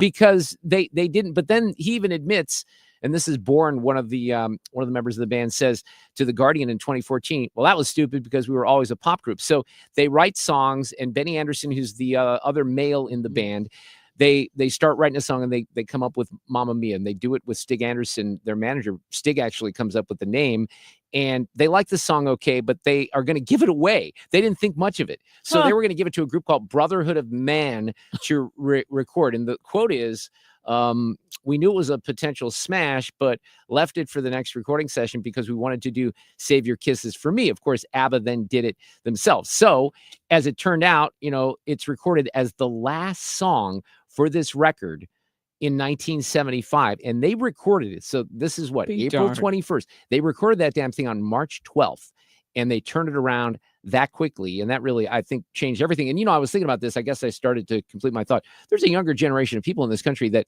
probably don't really know about ABBA. They know about Mamma Mia. They know it's a musical. They might even think that the music came from, from the musical. Right. The musical came first. Oh, I see. I didn't think about that. You're probably right. I can't, how sometimes you have an actor that tried out for a role and he wasn't chosen. I can't think of any group but ABBA doing Mamma Mia. Right. No, That's I know. Like Brotherhood of Man. Well, and the other thing I said in this article, Fred, is that when they didn't, just mail it in on the recording, they took it very seriously. And the recording that they did, was certainly in an effort to make a hit. It's just that bands sometimes don't see these things coming. And that one kind of took on a completely different life. Great pop hit. Hey, I wanted to mention something. This is going in the other direction, but I have to mention it here because it was kind of crazy. So as we wrapped the roundtable on Friday afternoon, we were back here in the studio after a fish fry tour. Jane Duker, who will be on the panel again this Friday, leaves the building. Sue, I don't even know if you saw this. Did you see the motorcycle gang? Oh, yeah. Okay. So did I send that to you? No, Yeah, I okay. saw her tweet. Right. So we're sitting here. That's right, because we were noticing this in the studio on Friday. So Jane goes up to the corner here at 14th and Market, and she's standing there at the light. This is exactly right across from Stiefel, heading toward Enterprise, right? And then to your left is our building, to a certain extent, kind of to your behind and your left, and then City Hall is up there as well. So she's stopped at that light right by Stiefel, and one of the motorcycles just pulls up right in front of the traffic. So her light is green. So green means go. You can go through it unless there's a motorcycle dude there that's blocking traffic. And there is a line. Let's see how long this video lasts here, because there's a line of these motorcycles that go through downtown. It's a 50-second video. And Jane told me that it went well beyond 50 seconds. Yep. So here we have a situation where we're coming into a new administration with a new mayor. I'm not blaming the new mayor for this. I'm just saying this is representative of things that happen in downtown, where if you're coming downtown, let's say you're here with the family and you see a parade of motorcycles, no one doing anything about it. They're going through every red light on Market Street. That's St. Louis. Hey, guess what I saw in St. Louis? I saw a motorcycle gang downtown. Did they arrest a couple of them? I didn't hear that they did. I don't think anything was done at all. I thought I saw a story that said, well, I'll have to go research. Well, I hope that. so. I hope you're right. But, I mean, you can't get them all. No. But I think they got a couple, but I hope I'm not conflating that with something But else. you would think you'd have a situation where there'd be at least a couple, and I think that you don't have this situation, where maybe a couple of police cruisers from downtown would be able to get involved and say, hey, you know what, guys, you're not going to shut down the streets. You want to ride your motorcycles, but you're not going through red lights and shutting down the streets for everyone else. That's not how this game is played. And we're going to give you a ticket for that. But that might be too much to ask. I hope maybe there were a couple of people that were pulled over, because that would not be a bad thing at all. Might be wrong. And then one thing, going back to entertainment, because I have to talk about this, and we talked about it a little bit on Friday. I started last night this whole Gilgo Beach documentary that's on Netflix. You know, the Long Island murder. We've talked with Paul Moreau about this before. It's the serial killer on Long Island. That the era here is like 2008, 9, 10, 11. They found all these women's bodies. There were 4 of them. They were all sex workers, if you will. There's an issue in the movie where the mothers who get involved here don't like them being called prostitutes, but they were, they were doing That's things. what they were. That's kind of what they were, right? I don't want to be disrespectful to the dead here, but yes, they were. So this movie, though, gets into well beyond the actual serial killing, because there's 3 episodes of this thing, Sue, and the second episode, I just finished it this morning, is essentially about all of the corruption in this particular area. Then this is, by the way, where Brian Kilmeade is from, Massapequa. He might even still live there right now. Huh. I don't know much about the geography of New York when it comes to like Manhattan and Brooklyn and et cetera. You learn a lot from this because the maps are really easy to understand. You may even understand New York geography better than you ever have when you see where the bodies were found compared to where people worked in Manhattan. But there's this situation, I'll just kind of sum it up this way as a tease, where the district attorney in Suffolk County, in this area in Long Island. And again, they're trying to investigate these deaths. They don't know if it's one serial killer, if it's multiple, blah, blah, blah. But they tell a little history here. And the guy who's the DA goes back to 1979 and a story where there was another murder. And he's like cutting his teeth on being a prosecutor. And there's a 16-year-old kid who ends up testifying for this guy and closing the deal on a different murder case. That 16-year-old kid becomes the chief of police in Suffolk County when this dude who was having him come into this murder trial in 1979 is now the DA. So beyond the Gilgo Beach murders, the police corruption angle, there's a guy that's featured in the video that wrote a book about this, just about not about the serial killing, but about the corruption in Suffolk County. It is unbelievable, the depth of corruption and the nonsense that went on in this one big police department. They describe it as like the best paying police department in the country and all these things. So I would highly recommend that Netflix series. I also watched the the Oklahoma City bombing, Doc. And that was, I thought it was really good. It was certainly something to remember on this weekend. It took place, 30 years ago on Saturday. That's a crazy story as well. You've forgotten a lot about the details, so I would recommend that one as well. Oh, that's interesting. By the way, I just heard from Kim St. Ange, and she said, yep, they did arrest 3 people from the motorcyclists going through there. 2 from Pacific, Missouri, and 1 from the state of Indiana. And I wonder what the charges would be, like. I don't know. Couple of traffic tickets, something like that. Hey, if you're like me, you don't pay those in St. Louis, so that's probably what's going to happen. Let's do this afternoon. These allegations are deeply concerning. Does the president have any comment? We're not going to comment. It's not clear messaging. No. And now, Sue's News. Brought to you by Sue. How was Easter for you, Mark? It was without ham, Sue. That's how I would answer that question. Same. Yeah. We did a brunch. It was just Becky's aunt, so we didn't do much yesterday. They in Grafton have turned the old Finn Inn. Did anybody remember that? Where they had like the all the fish tanks along where you eat, and it went under. Well, now it's a new restaurant, and it was quite tasty. So we had a brunch there. And it was delicious just to not have ham. Fred, did you get ham? I had ham. I went to a brunch at my brother-in-law's house, and that was on Saturday, and it was wonderful. Oh, that's nice. Ethan, ham? We had ham. I'm sorry. Ham was good. It was fine. But we also had mashed potatoes, some phenomenal 5 cheese mac and cheese. That was really good. Well, mashed potatoes is what caught my attention. You know what I had for dinner, though, on Easter Sunday? No. I had hot dogs. What? Is that like sacrilegious? Yeah, I had hot dogs for dinner last night. I don't know. We had the brunch, and I thought, you know what? I kind of have a hankering for hot dogs, so that's what we had. We had some Nathan's Famous. Oh, those are the Chicago best. dogs. At least you got good quality. Had a little mac and cheese there with it. It was just craft, but I'm suffering out there as a talk show host in America. Well, I mean, it wasn't. He came. Look, he had you were probably 5 feeling cheese. great after That's dinner. not very impressive, right? I mean, Ethan's throwing down the gauntlet here on the fancy grilled or not grilled cheese. But yeah, Mama Wendell didn't play around. No, I don't she blame knows her. what's up. An online poll, by the way, asked, what gender do you think the Easter Bunny is? Oh, my God. Non-binary. 5,000 people weighed in. Here's how it shook out. 32% said male. Now, randomly, 32%. That's it? Wait, what? I would have thought that would have been higher, but then, you see him in an outfit. He's not clothed. There's nothing happening. So... Maybe maybe I'm with the 64% who said neither have never thought about it. Maybe what is it, Oreo a male? Oreo's a male. Oh, Oreo's a male. Point. Did you see anything on Oreo? Well, that was actually something that came up a year ago because we didn't, and I thought for sure it was a female. I misgendered Oreo for the longest time. You might have missed that. No, we thought it was a little girl. Did you get canceled? No, Wow. I could have though.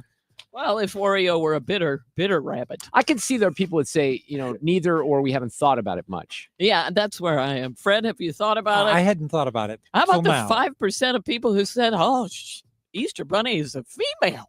What are you talking about? How about in the majority of the country? I'm raising my hand right now with Scott Jennings, who think that adult-sized Easter bunnies are creepy and should be banned. I agree, That's where I fall down. Okay, I'll tell you where they are cute, and that is we were at the it was a doggy Easter egg hunt in Ladue, and it was really cute. And to take a picture with the puppies with the Easter bunny is kind of cute. So I'm especially if not the on dogs that. are happy about right, it. the dogs are happy. They're holding it. The Easter bunny's cute. How did that go? Because you were a little concerned. That was a rain or shine event. It was a little rainy. It was rain. I sat in the rain for 4.5 hours, but we were under a little awning. But people turned up, thankfully, and were nice enough to buy raffle tickets and stuff like that. But it was not great. Thanks for asking.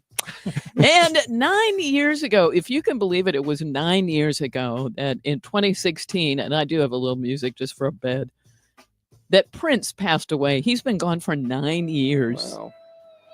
It was accidental overdose of fentanyl. He was 57.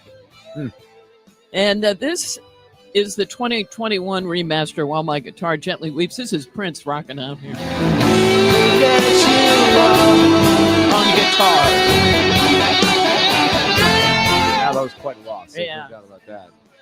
So he'd be like 66 now, right? Yeah, isn't that crazy to think about? So he lived not far from where my wife grew up and where her parents still live. So every time we passed by, Prince lived in that neighborhood. and I guess you can. It's like a museum now. You can go into his house. Oh wow! And that's my cool. father-in-law is a huge Prince fan, so they did it almost right away, and they said that it was extremely eerie because I mean they opened it not too long apparently after he had passed.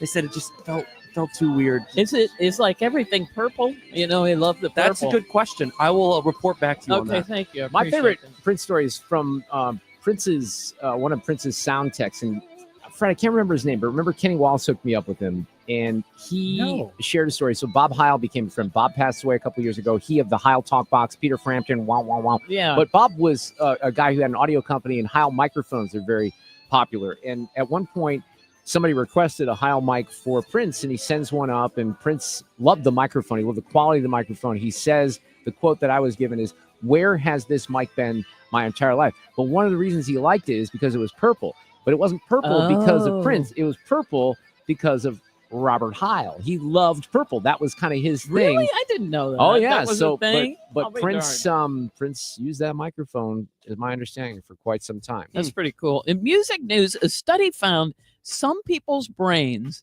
are just wired to connect with music on a different level. If it makes you cry, if it gives you goosebumps, you are probably one of them. I think we're all one of them, aren't we? At least in this room. Well, Fred Maybe says not he Fred. doesn't listen to lyrics though, right? Oh. Yeah, not really. Yeah. Huh. I don't know what So to do with maybe I'm that. not. As a Well, chick, that's- I've overanalyzed everything. Yeah, See, I it's my haven't. job. Music to me is extremely. It's a lot about emotion in the Yes, feel. yes, of it, agreed. Right? Yeah. It's an art form and it's transformative. Ethan, I'm 100% with you guys. they say it's 54% genetics. The other 46% say it's how you were raised. For example, if you play an instrument or grew up listening to music with your family. So And, this may be a small part of it. I don't really know, and I don't think I'll ever know. But I do not know my biological father. I do know that he was a saxophone player. yeah, that's That's kind all of I know. interesting. Yeah. I always think, "Ooh, I'd wish you'd." And then I think, "This is not my business. How about I shut up?" My and dad I played- totally get not wanting to go for it. My dad, I had music around me my whole life. My dad but he played like the accordion, Right. you know, all the Somehow, fun things. is that the perfect? organ, you know, the harmonica, Oh, you know, all the Fred. stuff that you don't want to learn. That's interesting. Do you have a Yeah. picture of your dad playing the accordion? Because I would I like do. that. I Okay, do. will you bring that Okay, in? I will. Okay. Over the Easter weekend, the movie Sinners, starring Michael B. Jordan, topped the box office at 45.6 million. But the thing about that is it beat a Minecraft movie, which they didn't think would happen. So Minecraft was second. By the way, Minecraft is now up to 700 million worldwide. That's insane. I mean, come on. Million. Did Paul Hall talk about Sinners last week? I don't think Yeah. he did. Did Talk he? about it a little bit. Oh, okay. He did? Okay, because I tell you what, people were freaking out on Twitter this weekend about it, What's saying the that it was really good, and there were just some mind-blowing scenes in there. Huh, interesting. Yeah. I don't know I if should he have had. done the synopsis because I don't know what it's about. I don't know if he had I don't know seen it. much either. They also say it earned the most money in the opening weekend for an original movie since Jordan Peele's Us in 2019. Was this a Jordan Peele movie? No. No. Okay. You know what, Ethan? He may not have talked about that very much on Friday. I'm looking at the list here. Yeah, it wasn't on there. No. So I don't an remember original it. movie. Yeah, it's one All of the other few. ones are based on something Oh my else. gosh, yes, Fred. Nobody has an original Right. Sad. idea. Tim Allen did give us, speaking of that, Tim Allen gave us a new tidbit about Toy Story 5. Up to this point, not much was known except that he and Tom Hanks would return as Buzz and Woody. Tim says, quote, "I could tell you that it's a lot about Jessie. Tom Hanks and I do, Woody and I, they realign, but there's an unbelievable opening scene with Buzz Lightyear, and I can give you that, but not too much more. By the way, it's not confirmed whether Joan Cusack will return as the voice of Jessie. I love Joan Cusack. I was going to ask you that. You know, it's so funny because I pick these random movies, and the other night, I think I mentioned this on Friday. I started 16 Candles. I and love a that one. very, Oh. very young, probably 15 or 16-year-old Joan Cusack. Oh, she's awesome in that. Well, everybody is. And then on her brother's front, listen, this bring it full circle. Becky and I had started Runaway Jury with Gene Hackman. Man, Gene Hackman is so good in that. And we finished that last night, Runaway Jury with John Cusack. Automobile. Did Good you get to that movie. point from 16 Candles? Yeah. No, not yet. Well, keep going. I will. I will. Let's see. Food and Wine did a big story on a new food mashup that you don't see coming. These are always disgusting. This is so gross. It's a mashup of oysters and s'mores. Oh, God. Thank you.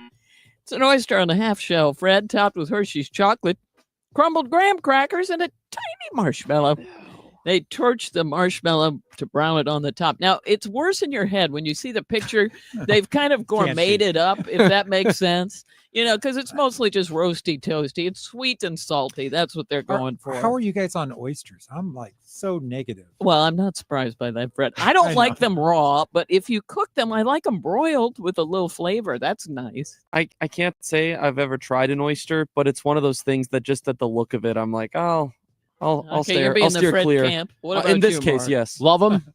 Thank you. You got to cook I them, like or raw do you do oysters. them raw? No, I'll do them both ways. Yeah, I I'll can't do it raw. oysters on the half shell or fried or I'll grow up delicious. sometime. But I do understand. I don't want that either, Fred. I want it cooked. What you described there did sound disgusting, but you mentioned kind of what they're going Gourmeting for. it up. Well, no, the yeah, sweet, the sweet and and the salty. salty. That's the whole point. And finally, in Sue's news, we have today's random fact. Oh, this is random. All right. The North and South Poles don't officially have time zones. Now, in the North Pole, each research station uses the time from its home country.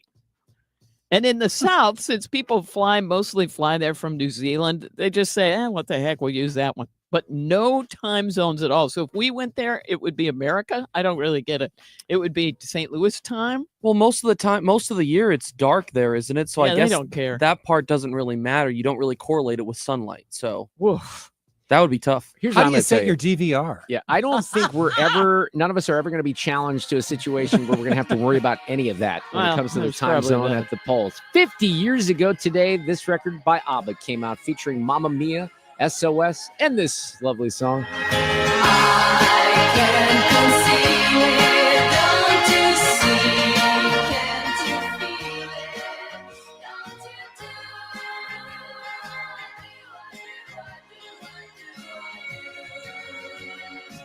Traffic from the 97.1 FM Talk Traffic Center. We've picked up some volume now on westbound 6440, approaching Kings Highway, out past McCausland. Some moderate volume past 94, and then it's slow approaching N out through the 70 split. 70 westbound, just a little off the pace at Jennings Station Road and at Highway K, and then it slows Highway A out through Wentzville. If you are southbound on 55, the usual slow go headed into the work zone near Arsenal, and it looks better after Bates. 44 westbound slows at 270. And we've got moderate volume now headed for and crossing the Poplar Street Bridge. I'm Sue Thomas. That's traffic on 97.1 FM Talk. We have Ilya Shapiro coming up. Ilya seems to be the outlier to a certain extent on some of the legal opinions when it comes to Abrego Garcia. And he will share his thoughts with you next on 97.1 FM Talk. We got Cusumano a little later this hour. I want you to head out to Game Day Men's Health in Chesterfield in particular. I love that location because I've been there.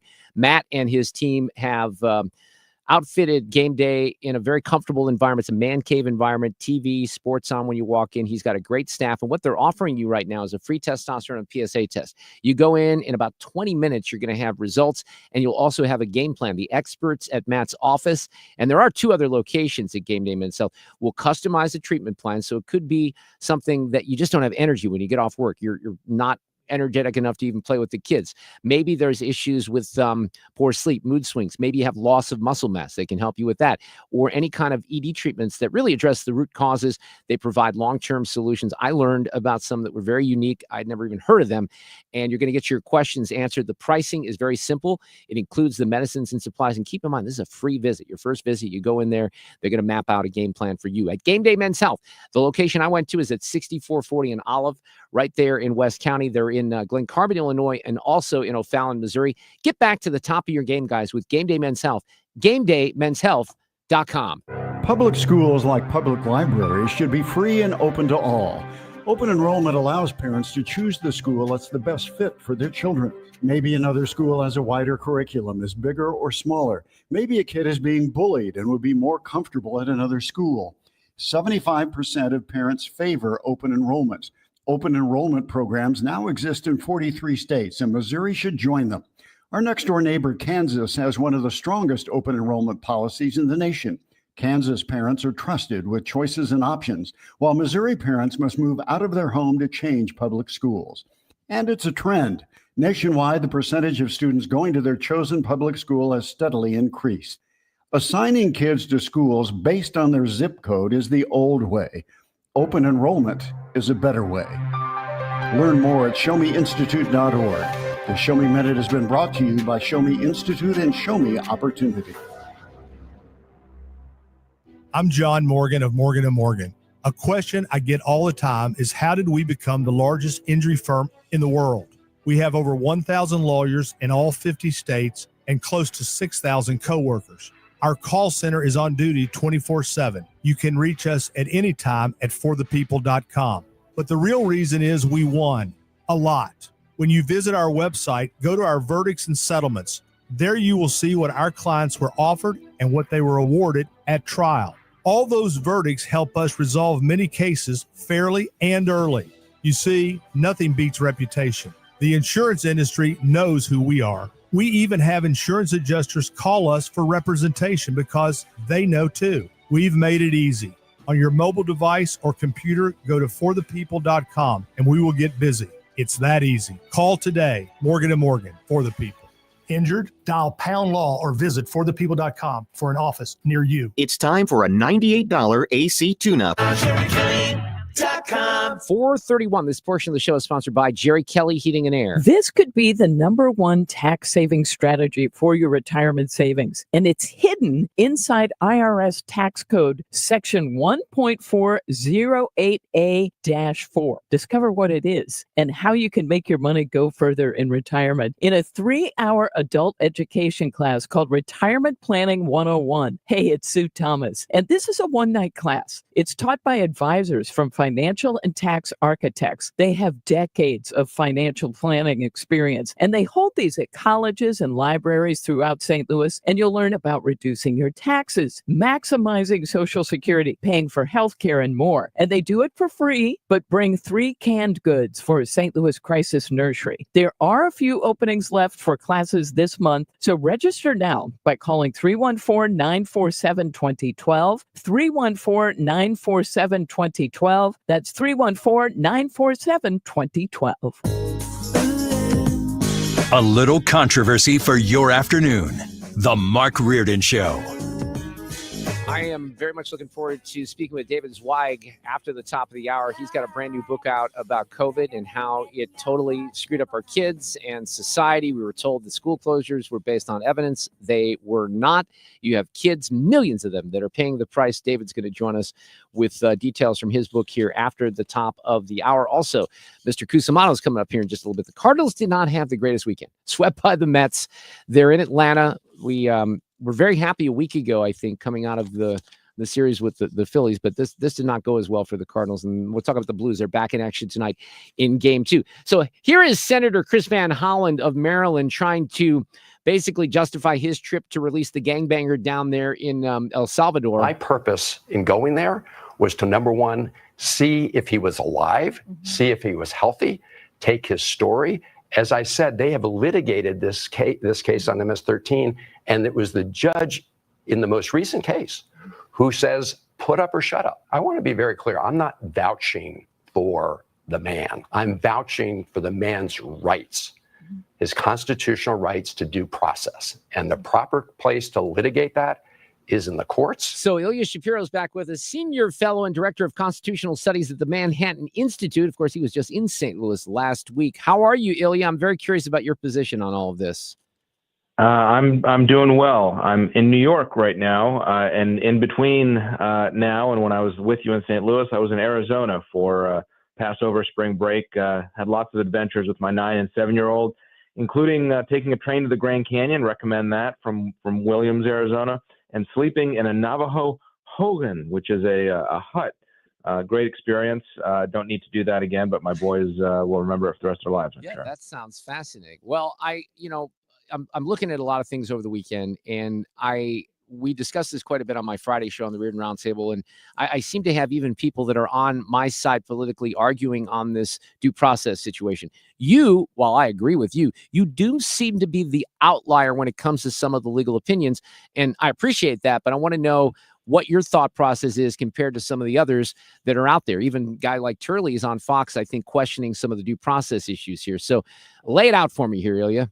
Yeah, I don't think it's a disagreement about due process. That's some of that. That's the issue with the Venezuelans and the midnight order by the Supreme Court and Alito's dissent that happened yesterday, Sunday. You can't keep track of all this stuff. But with Garcia, the Salvadoran who was in the country illegally and then was shipped to El Salvador and is in that super jail now. The issue is the meaning of facilitate, because the district court ordered the U.S. government to facilitate his return to the United States. It went up to the Supreme Court, which affirmed the order, declined to enforce the effectuate part, but said, clarify what you mean by facilitate. And the government's position is, as long as we remove any barriers, provide a plane, we can do that. Beyond that, if you're telling the president to engage in some diplomacy, or even, asking Salvador's President Bukele, who was in the White House just last week, if you're asking us to engage in that, then that's beyond the district court's powers, which may or may not be. It's a bit of an academic exercise because if he were returned, he would be adjudicated. They'd probably get that stay of deportation removed, because the reason that he had that entered was because of gangs that credibly threatened his life. Bukele has cleaned up Salvador; those gangs are no longer operational. So presumably, if the government did jump through the hoops to rectify this administrative error that everyone admits was an error, then he would be deported soon after that. So again, the legal fight is over this definition of facilitate, and does the government actually have to ask Bukele, who would grant that request, because there's even an agreement, a treaty or a written agreement that the Secretary of State or the President, since they can send people to the Salvadoran prison, they can also request people to return. So anyway, I agree with all the legal rulings, and it's just this skirmish, which, as I said, is academic. It doesn't really matter. I imagine what's going on in the background right now is the administration is trying to find a third country to send him to, because that stay of deportation just said he can't be sent back to El Salvador. So if what would be the risk? And I'm just thinking this through, and I kind of said this maybe half jokingly because I'm so angry about this situation. One of the things I said on Friday is, hey, let Trump go down there, JD Vance, bring him on Air Force One, give him the caviar and the margaritas that maybe he did or didn't sip down there with Van Hollen, bring him back and then kick his ass back out. But is that not a scenario that's at least feasible or possible? I think they could do that. Bukele would release him, absolutely, and they could take him back, have a hearing, have an immigration judge waiting for him, adjudicate him, and have him deported, later the same day or the next day. That could be a scenario that they're contemplating. I imagine they don't want to be seen as doing that in response to the judicial order, because they don't want to concede that a judge can order the president or the executive branch to engage in some kind of foreign affairs. And the Supreme Court did say that in clarifying the order about facilitation, that the judge has to keep in mind the deference that courts traditionally give the president on foreign affairs. That could be how this ends up playing out. We're returning him, but on my timeline, because I say so because I believe in the rule of law, and we have this immigration judge ready to go. That could be another way that this ends. But Van Hollen and others, Van Hollen has asked this question over the weekend. Did you ask him if he was an MS-13 gang member? And of course he didn't. He says, well, I know the way that he'd answer. I think the way he'd answer is, yeah, of course, look at my knuckles right now. But they keep insisting, and they had to pivot to this, I think, midweek last week, that this is just about due process. The facts of this case, no matter what he did, doesn't matter, because this is about the process of kicking someone out of this country that was already here. And of course, he's just a Maryland father. Well, again, this is the issue of due process is the big sticking point for the use of the Alien Enemies Act to deport the Venezuelans. And multiple courts, including the Supreme Court, have now ruled that if someone is picked up not at the border but inside the country, they are due some process before you kind of summarily ship them out. With Garcia, it's different. Everyone admits that this was an error. He wasn't supposed to be sent to Salvador. It didn't pop up in the system of with the ICE folks who were checking. They saw the 2 orders of deportation, so he was ordered removed twice. And there was a finding that he was likely a member of MS-13 by an immigration judge. But for whatever reason, the computer didn't pop up that was stayed because of the reasonable fear of a threat to his life in Salvador. Again, these are very old orders. He was in the country illegally. An immigration judge found that he was likely a member of MS-13 and ordered his removal. So it's not about, it's about crossing your T's, dotting your I's. The final result is going to be his deportation. But the question is, what does facilitate mean at this point? It's not the same issue with Venezuelans or somebody snatched off the street who's claiming he's a citizen and he gets expelled. Or, I'm actually surprised that Van Hollen or other Democrats are using Garcia as the poster boy for the administration's what they're claiming to be excess or violation of rule of law, because they could pick that wasn't there a gay hairdresser who says that I'm not a member of this Tren de Aragua, I shouldn't be sent to Venezuela. That seems like, for example, and there are a couple other things like that. That seems like a more sympathetic case than someone who's credibly accused of wife beating, human trafficking. Immigration judge says likely a member of MS-13, etc. It's kind of like the Mohammed Khalil thing with the student visa and the Hamas supporters. Again, pick a different poster boy. I think they're engaged in bad politics. Yeah, I think so and Trump too. is letting this play out for that political PR reason. And there's a Rasmussen poll that just came out, and it shows very definitively that this is an 80-20 issue. And even the majority of Democrats, once again, do not want, illegals who certainly are participating in crimes in this country. Ilya Shapiro is with us. He is the director of constitutional studies at the Manhattan Institute. Interestingly enough, we have a case before the Supremes tomorrow that also comes from Maryland. And this has to do with LGBTQIA plus, as they say, books in the classroom. Can you explain this case and the arguments tomorrow? Sure. This is the case of Mahmoud versus Taylor. And this is different Mahmoud. It's nothing to do with the Palestinian stuff or Hamas or whatever, Colombia. This is a number of parents in Montgomery County, Maryland. That's a wealthy DC suburb to the north, very, very progressive suburb. And the Board of Education there once promised various parents, Muslims, Orthodox Jews, evangelical Christians, lots of others, that they had an opt-out for their students for 20 so-called inclusivity books that taught about gender transitioning and pride parades and pronoun preferences and all of this kind of gender theory. And then they stopped allowing that opt-out as of 2023. And so really, this is a rainbow coalition of parents, Muslims, Catholics, Protestants, Jews, Christians, whatever, began to speak out against these age-inappropriate and what they consider to be anti-religious books. And they eventually sued for violation of their religious and broader parental rights. The Fourth Circuit on appeal found that there was no burden on religious exercise, and the Supreme Court has taken this up. I should note that I filed a brief on behalf of 7 psychologists describing the impressionability of young students and the potential for this type of book to undermine parental instruction. So I imagine the court took this case to clarify finally the scope of parental rights, because these things have been coming up in various contexts, not just with LGBTQIA++, whatever books, but lots of parental rights situations. And so we'll see the argument tomorrow, and with a decision expected by the end of June. But a gut check on that would be a conservative court would probably lean in your direction here. I think so. I can't imagine they took this case to affirm the Fourth Circuit. They want to clarify a new standard. I mean, it could be that they vacate the lower court ruling, create a new standard, and ask the lower court to evaluate it in the first place.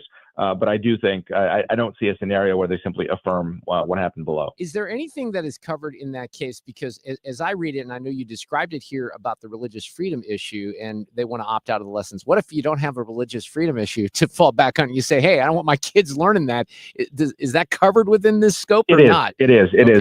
So it's religious and other broader parental rights. Now, religious invocations of religious free exercise tend to win more than kind of a broad-based liberty interest or right to direct your kids' instruction. Unfortunately, I would think that those in my conception of federal constitutional protections, those are equal. But the way that the jurisprudence is currently, religious objections tend to win more. Yep, got it. Thank you, Ilya. I appreciate the update this afternoon. That was great. All right, take care. Awesome. That's Ilya Shapiro, who is our great constitutional expert. We'll take a break. We got Cusumano coming up this afternoon. The Cardinals not doing as well. The Blues game 2 tonight in Winnipeg. You grieve, you shout, you laugh, you laugh. Traffic from the 97.1 FM Talk Traffic Center. On the roads, first of all, this report brought to you by Lakeside Renovation and Design. If you are taking southbound 55 out of downtown, it's the usual volume in the construction zone, headed down toward Bates. 6440 of slow go approaching, looks like it's approaching Kings Highway now, out through McCausland. Accident southbound 270 at 64. Look for a jam that goes back through Olive. And then westbound 64, a little slow at Boone's Crossing, and then in pockets from Winghaven out through 70. 70 slowing at Jennings Station Road, and we did have an accident reported eastbound approaching 79. Westbound slow at K and at Highway A. And if you are headed into Illinois, first of all, northbound 55 slowing in the right lanes at the bridge, and then some moderate volume in both directions on the Poplar Street Bridge itself. This report is brought to you by Lakeside, and for over 25 years, Lakeside Renovation and Design has been St. Louis's trusted choice for transforming homes inside and out. Windows, siding, kitchens, baths, outdoor spaces, they deliver quality craftsmanship backed by lifetime warranties. Visit lakesiderd.com to start your dream project today. I'm Sue Thomas, and that's traffic on 97.1 FM Talk. I want to talk about New Perspective Senior Living, and you want the best for your parents, but making the right senior living choices can be overwhelming. Let's face it, these are tough things, and I can make it easier on you if you're looking for a great facility here in St. Louis and something that's brand new. New Perspective Senior Living in Weldon Spring is where older adults can not only reside, but really thrive, and they have really, really beautiful 1 and 2 bedroom apartments, chef prepared meals, engaging activities. It really is a community that feels like home. And it's a brand new company that has never been in Missouri, New Perspective. They have a great origin story. Todd Novacek, who's the founder, had a mother-in-law who had Alzheimer's. That was his entire inspiration for New Perspective. And this is their first foray here into Missouri. They're in Weldon Spring. It's a great location. It is a beautiful facility. They'd love to have you over for a tour. So if you are in the market or looking for a great community, independent, assisted living, they have a memory care facility. New Perspective Senior Living is absolutely an option to check out. npseniorliving.com. New Perspective, because your loved one deserves a place where they can truly live life on purpose. Have you been injured in an accident? You need a personal injury law firm that wins. Onder wins. For over 100 years, we've been fighting and winning for St. Louis. $5 billion in negotiated settlements? We've got it. $300 million in verdicts? Done. Voted best law firm by STL Today 2 years in a row. Onder wins all the time. Car accident, trucking accident, workplace injury. No matter the case, let Onder win for you. When the stakes are high, we're the team you can trust. Wondering what your case is worth? Call now for a free consultation. And remember, we don't get paid unless you win. Dial 314 or 618-9-million. That's 9, then all zeros. Or visit onderwins.com today. Onder Law. Winning is what we do. The choice of a lawyer is an important decision and should not be based solely on advertisements. Past results afford no guarantee of future results. Every case is different and must be judged on its own merits. Attention. Have you racked up $10,000 or more in credit card debt? Are you barely getting by making minimum payments? With credit card debt reaching all-time highs, National Debt Relief is notifying consumers about significant debt relief options currently being made available to help those with overwhelming credit card debt. These options may reduce a large portion of credit card debt for those who qualify. You don't need to declare bankruptcy or take out a consolidation loan, and you may only have to pay back a fraction of what you owe, even if you have bad credit. National Debt Relief has already reduced the credit card debt for more than 550,000 consumers. So don't wait. If you owe $10,000, $20,000, or even $100,000 in credit card debt, you can now take advantage of this financial debt relief as the cost of living continues to skyrocket. To check what debt reduction you may qualify for, call 800-355-8282. That's 800-355-8282. Again, that's 800-355-8282. Want to see Herman's Hermits starring Peter Noon and the Lovin' Spoonful for free? Go to 971talk.com/contests and register. You could win a pair of tickets to the show as easy as that. October 25th at the Family Arena. Enter at 971talk.com/contests. Making your afternoon a little hotter. Mark Reardon on 97.1. Well, big hockey game tonight, game 2. The Blues looked like they were going to steal game 1 the other night. The Jets would have none of that, but they can still come away with the split. Frank Cusumano from KSTK is here for a preview this afternoon. You got to get this win tonight, don't you, Frank? Yeah, you really do. There's a great stat out there that in a 7-game series, the team that wins the first 2 home games goes on to win it 80% of the time. So this is kind of a game you got to win. Now, with that said, there's also a stat that Winnipeg has won the first 2 games of their last playoff series, and they went on to get swept in the next 4 games. So that's 2 years in a row. I like so that. We'll see which stat works. Yep. Well, what do you think happened on Saturday? I mean, they looked like they were kind of in control of that game, and then the Jets tied it, and then they went up, and the Blues seemed, to my eyes, not being an expert, they really seemed like they could not get the puck out of the Jets zone very much late in that game. Yeah, they only got 1 shot on goal in the third period, and that was a weak shot in the dying seconds of the game. There are a couple of crucial mistakes. Colton Parayko has had better games. In fact, this has been his best season, but a couple of goals, he was right there. Maybe should have got in front of the offensive player, Iafallo. So the thing is, they kind of played like not to lose. They lost their aggressiveness in the third period, and normally they're a terrific third period team. So I got to tell you something, too. I hope you were watching, Dave, because that looked so daunting. I mean, they only seat 15,200 in the Canada Life Center, but all those white towels, I mean, that was is nuts. daunting. A lot of people outside as well. I mean, I don't know if they had 10,000, 15,000 outside as well. Yeah, that's crazy. Which was crazy. Ethan, you had a question? Yeah, Frank. So I thought that there were a couple of positive things I want to hear your thoughts on. First off, the Blues were able to get Robert Thomas and Jordan Kyrou going. I think anytime you're in a playoff series, your best players have to perform, and I thought they looked pretty good, and I think that's a good start. But Montgomery also talked after the game about, you saw the inexperience show a little bit during moments later in that game, but he also was really confident that as some of these young guys get more time, though, they're going to see the quality of play improve. He seemed pretty optimistic still. What are your thoughts overall on that aspect?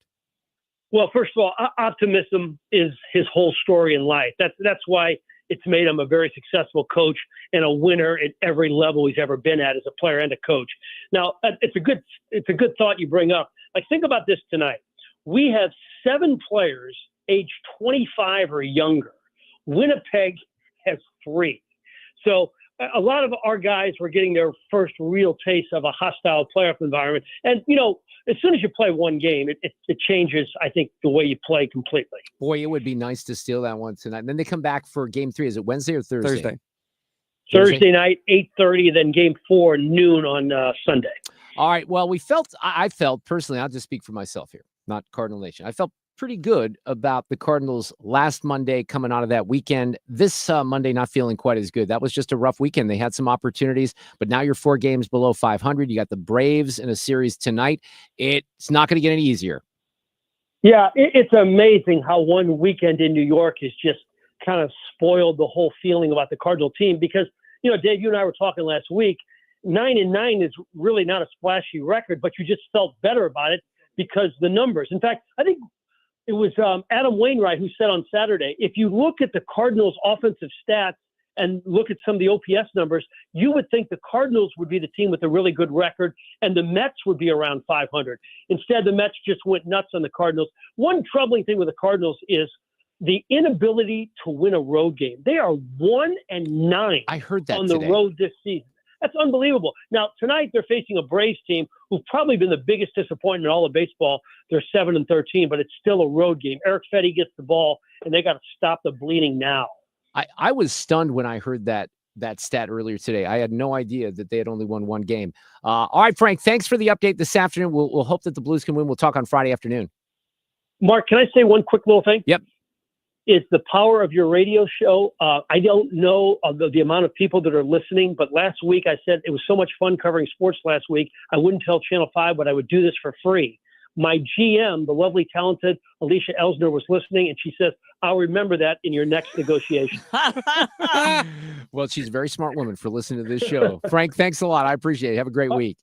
Take care. That is the power of the show. I'll tell you the power of the show, and I'm not really even joking here, is I mentioned David Zweig's coming up. He is an investigative journalist. He's written this book called An Abundance of Caution, American Schools, the Virus, and the Story of Bad Decisions. We had Jen Say on Thursday from XXXY Athletics, and Jen has made, it's not really in cooperation with David, but she's made a documentary along the same lines about learning loss and how COVID really hit these kids. And this was just completely coincidental. And I was even asking Fred on Thursday, I'm like, have we had David Zweig on the show? And then I got a message from him on Friday saying, hey, Mark, I don't know if you remember me, but I was on your show a few years ago and I wrote this book. And I said, yeah, I'm very aware. We're trying to get you. So it was fortuitous. But I also said that's kind of the power of the show. And that does sometimes happen. So Mr. Zweig is coming up after Fox News here in a couple of minutes.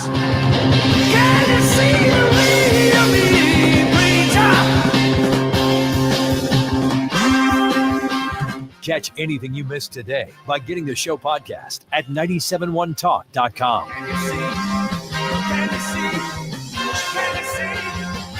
Traffic from the 97.1 FM Talk Traffic Center. Plenty of volume on eastbound 44, headed for 55, and in the right lanes, headed for the Poplar Street Bridge. The jam starts near Jefferson. Westbound 40, a slow go. Approaching Kings Highway, out past McCausland. They cleared the accident southbound 270, north of 64, but it has yet to unwind, the volume behind it. And westbound 40, slowing again anywhere from Highway N. Well, actually, it's closer to Winghaven now.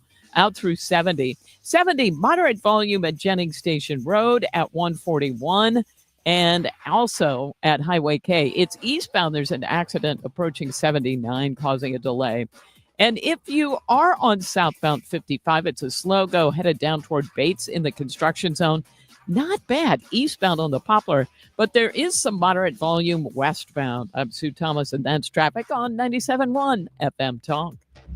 If you are looking for an attorney in the area of family law, I have a great choice for you. That's Susan L. Ward at stlfamilylaw.com. Susan's been practicing in this area of the law for multiple decades. They have a couple of different locations. And I've talked in the past about needing experience in this area of the law. I would say that probably experience matters in everything that we do, certainly in the law. But in family law in particular, Susan will tell you, look, knowing the judges, their tendencies, getting your case before the right person, you'd be amazed at how much that makes a difference. And they'd love to help you here in St. Louis. So whether it's divorce, anything related to kids, domestic partnerships, post-divorce modifications, for example, things that change with child support, they handle all of that.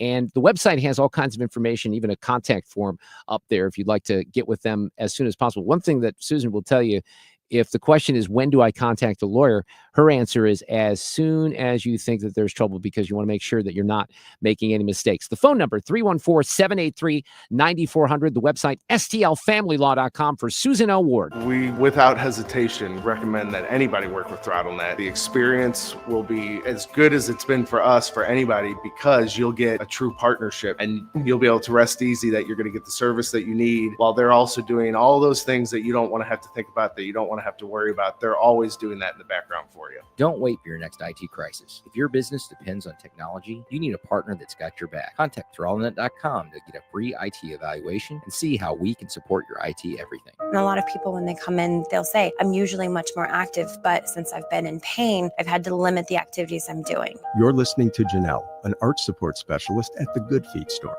So he came in and he wanted to be able to keep up, play sports with his kids. And from there, we figure out which arch supports complement those activities. I fit him with the arch supports. And as I followed up with him, he's messaged me and said, I took my kids to the park today. We're walking, we're exercising, riding the bikes. And those are all things that he wasn't doing before because he was in pain. For over 25 years, the Good Feet store's arch support specialists have been helping folks to live the life they love without foot, knee, hip, or back pain getting in the way. Our goal is to have that long-term change for them. That's what's most important, is knowing that you leave an impact on someone's life. And I like that. Try them for yourself. Stop in for a free personalized fitting and test walk at the Good Feet store. Visit one of our 2 locations, Creve Coeur and Shiloh, Illinois, and at goodfeet.com. Take me out to my TV on FanDuel Sports Network. Yeah. Watch me some dingers and RBIs.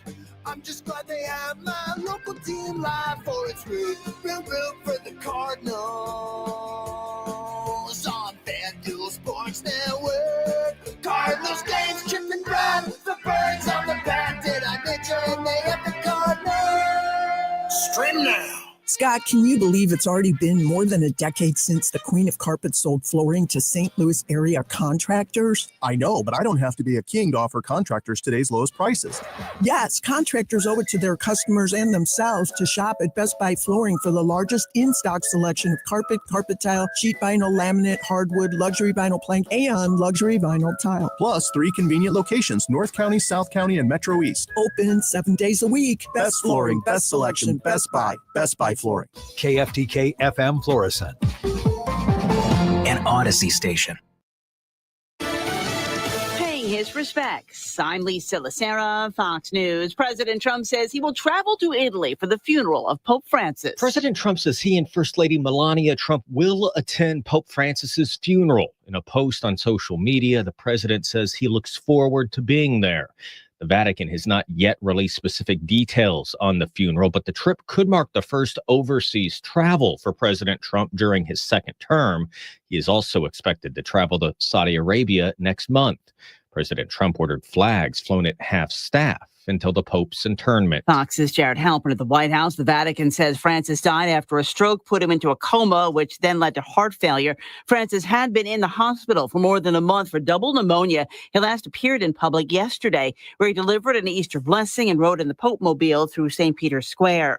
State Department spokeswoman Tammy Bruce defending the move by the administration to impose 145% tariffs on Chinese goods. She says the U.S. will come out on top in the trade war. We're seeing a maneuvering, which China, of course, does not do very well. Donald Trump is, in fact, the best negotiator, the best deal maker in the world. China knows it. And finally, America will get at least a fair effort here for trade. Bruce says the tariffs are a long-term change and says over 130 countries have reached out to negotiate deals with the U.S. since the new tariff plan has been put in place.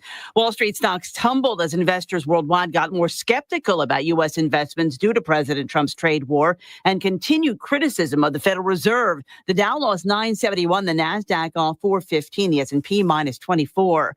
Harvard University suing the Trump administration to halt a freeze on more than $2.2 billion in grants after the school said it would defy administration demands to limit activism on campus. America's listening to Fox News.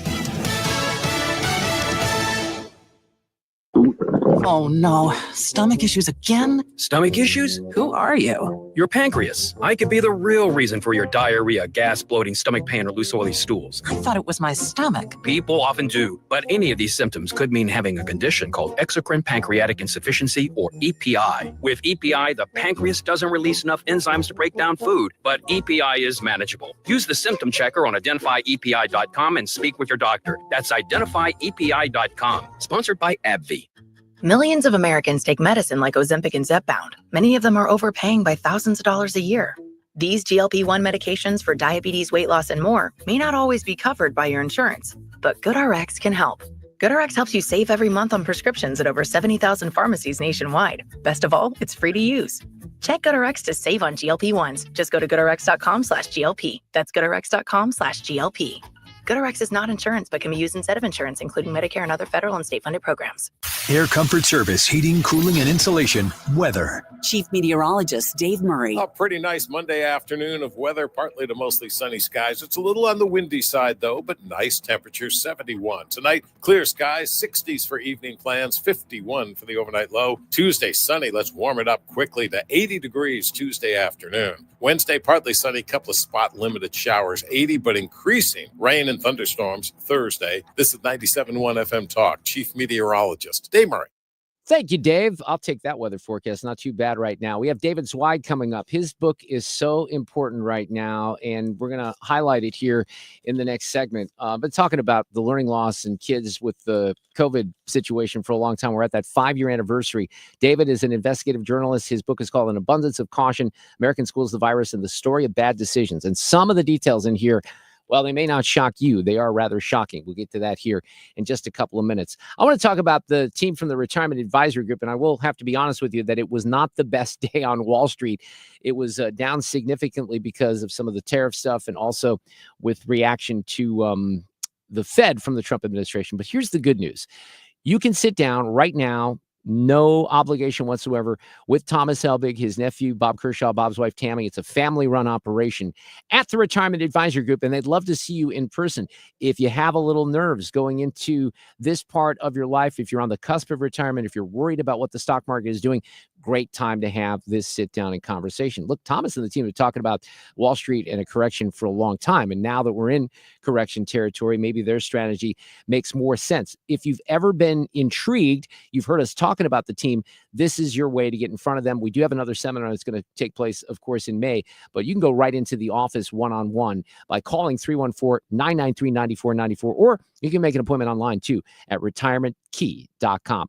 Thomas Helbig and the team from the Retirement Advisory Group, they're the official financial planners of this show. You ask a lot of your liver, so give it the support it needs with Active Liver. Go to NordicUSA.com, Amazon, or ask for Active Liver at your local CVS. New you, new Nordic. Your biggest choice in home restoration is, who do you trust with your home, your most valued asset? Few can match Banner Construction's experience and dedication to excellence. Banner is an elite preferred James Hardie contractor and Pella window specialist. Restoration is a one-time opportunity to have Banner's design team show you architectural options to make your home the neighborhood showcase. Call for a free consultation, 314-569-1050, and have a banner day. For details and a list of all station contest rules, visit www.971talk.com/rules. This hour of the Mark Reardon Show is sponsored by Gamma Tree Experts. Your trees deserve the best care. Call Gamma Tree Experts. Saying what you're thinking. Mark Reardon.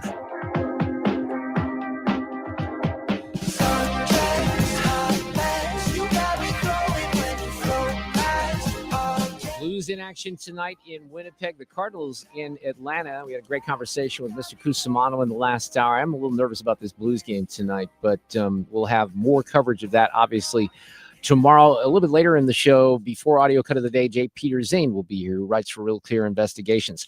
So a week ago, I saw this piece that was in the Free Press, and I'm a fan of Barry Weiss and everything that they've done over at the Free Press. I think many of you know that, but they introduced a piece by David Zweig, which actually is a portion of his book this way. And I'm going to use their intro because I think it's important here, especially when they talk about the media. They say, during the pandemic, most of the media turned its back on its core obligation to question authorities and instead became their mouthpiece. David Zweig was one of a small band of journalists who kept demanding proof about our COVID policies and whose reporting challenged the rationale for lockdowns. We're proud to publish some of David's breakthrough findings during the pandemic, and we're delighted to present this adapted excerpt from his book. And his book is called An Abundance of Caution, American Schools, the Virus, and a Story of Bad Decisions. As good as that adapted excerpt was, we can do one better here because we have David as a guest on 97.1 FM Talk. David Zweig, welcome back to the show. How are you? I'm doing great. Thanks for having me. Well, I have to thank you for reaching out to me on Friday because you kind of beat us to the punch. As I indicated in my message, Jen Say was a guest on Thursday. We were talking about your book. Look, candidly, this is a topic that is really, really something that's important to me. I've been passionate about it for a long time. And every time I read more and more things, especially things from your book, I'm just stunned by some of those decisions from 5 years ago, David. Yeah, it is one of those things that the more you learn, the more unsettling it should become to most people. And that's what I try to do with my book, is that there really is this kind of revisionist narrative that's being put out now, and that's been perpetuated for quite some time.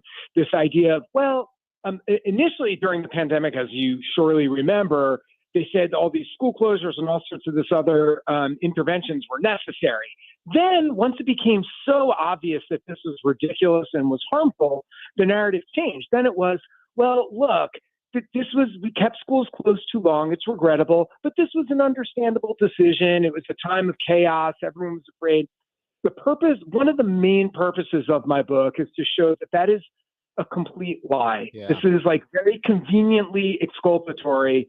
But what I do in the book is show in like a chronological, in real time, what was known at any given moment. And it is completely false that this was sort of just a regrettable but understandable decision.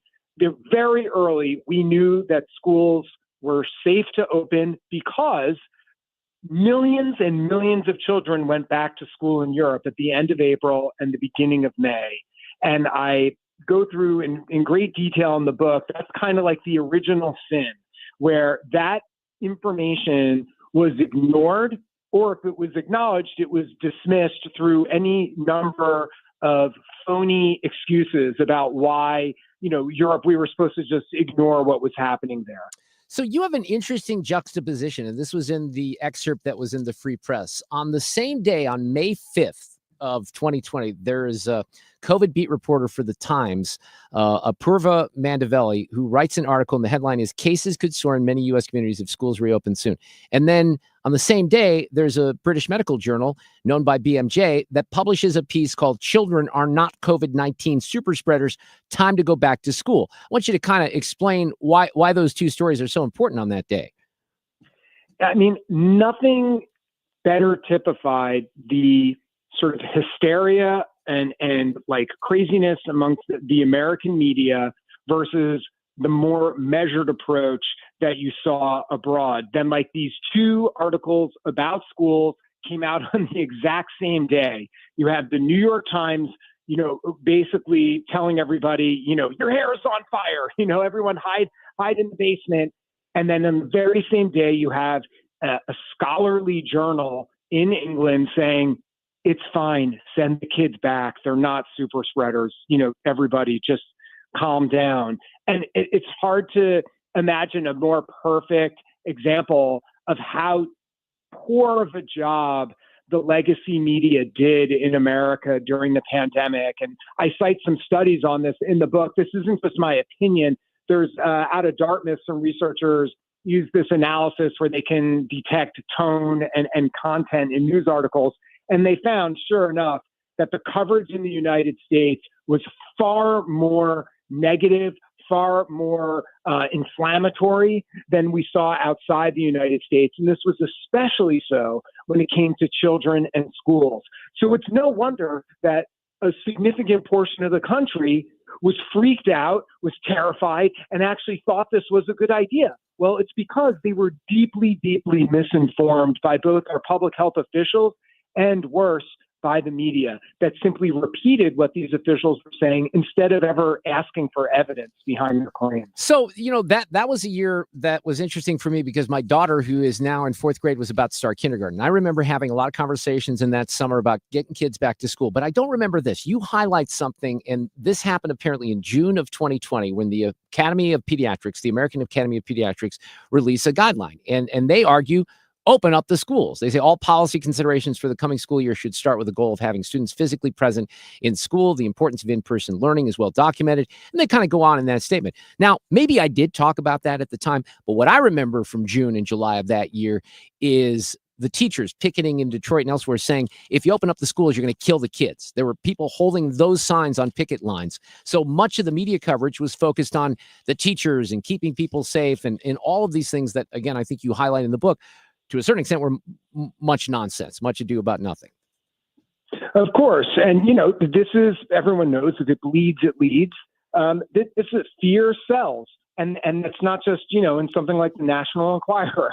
This is in the New York Times and all the sort of prestigious media outlets in our country perpetuated fear on a level that we had never seen before related to children. They were these, little miniature monsters who were going to kill everybody, was essentially the narrative that was being put out.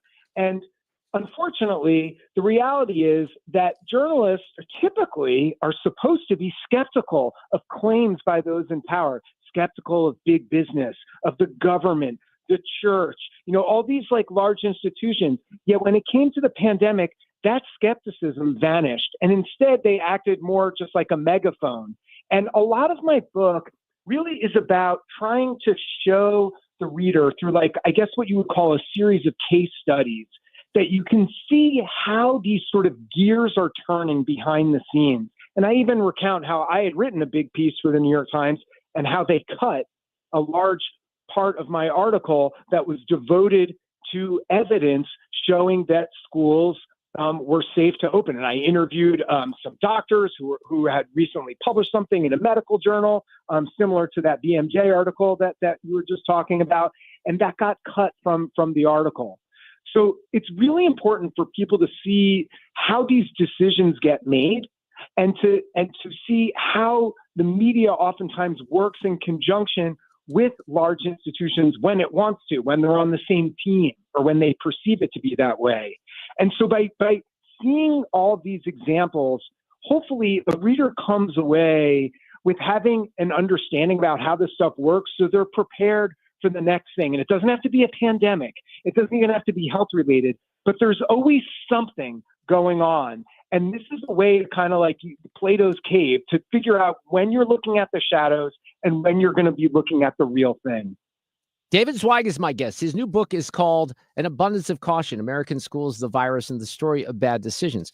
It's interesting because you talk about, I know you just referenced this, the New York Times, but you're writing for some other publications. Wired was one of them. And you talk about a situation where 5 years ago, May, you're writing about this, you're offering some contrarian views, and you start to hear from some doctors, some people in the medical community out there, right? That's right. So one of the things that I talk about in the book, and that the average person just had no way of knowing, is that once I started writing these, pieces that were challenging the sort of orthodoxy and the establishment view, I started getting emails and contacted from people around the country, and including in that group of people who were contacting me were doctors. And even former CDC officials. And these aren't just like a random pediatrician in a suburb somewhere. We're talking about physicians at some of the elite university hospitals in our country. And they would reach out to me and say, hey, I just wanted you to know, I agree with you. I think what's happening with these school closures doesn't make sense. This is harming children. I don't think it's benefiting anyone. These mask mandates are silly. Whatever it may be, these pieces that I was writing that was challenging the establishment view, there were a group of doctors and others around the country who knew it was wrong, but every time they contacted me, they said, this is off the record. You please don't write about this, because they said their peers will, this was just third rail. No one could talk about this at, academic institutions or at hospitals. And in some instances, they were explicitly told by their bosses, by, the administrators and such, you are not allowed to say anything that goes against the CDC. So what the average person doesn't realize is what we were told was this kind of, there's a consensus in America. That was false. This was a manufactured consensus. It was an illusion.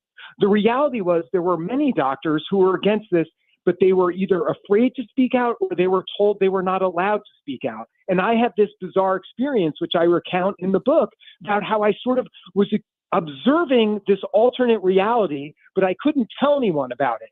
But I knew this thing that everyone else seemed to believe wasn't true. How do you communicate some of the points about the media when you do other interviews about this book? I'm very curious because, look, you have an empathetic voice here. You're telling me things that I knew. I didn't know the extremes, but we were talking about a lot of these things on this show. But you're going to go on CNN and some of these other, outlets out there that were very complicit in a lot of this. Do they even recognize that, David? I don't know. It'll be interesting to see what they ask me. What I've told, anyone who wants to interview me is, ask the hardest questions you can, like no softballs. I'm full confidence in everything I've written in this book. Not one article I've written has ever been retracted. There aren't any major corrections. That doesn't mean I don't make mistakes, but this book has been the result of years of research. I have hundreds of endnotes in this book. I tried to do the opposite of what I'm criticizing all these media outlets for doing, which is they provided, in most instances, no evidence behind claims they were making. So I knew for sure if I was going to write something about this, I wanted to have backup. I wanted to have a source for every claim. So when people read this book, they're going to be like, holy beep, I can't believe what he just wrote. Wait a minute. The figures in this study are made up, or this, there's so many. I know we don't have a lot of time on the interview now. There are so many wild things that people will barely believe when they read them, but I give evidence behind all of them. All right, give me one wild thing here without having read the book. Give me one wild thing that would kind of make someone's jaw drop. Do you remember remember in the beginning of the pandemic, the like flatten the curve meme and all those like graphs they would show us? If everyone follows directions, then we'll like flatten the curve, and it would show there were these models that said how many people were going to die. Those models were based, at least in part, on completely made up information. I dug deep down in one of the studies that the models were based on, way in its supplement, on page like 35 or something.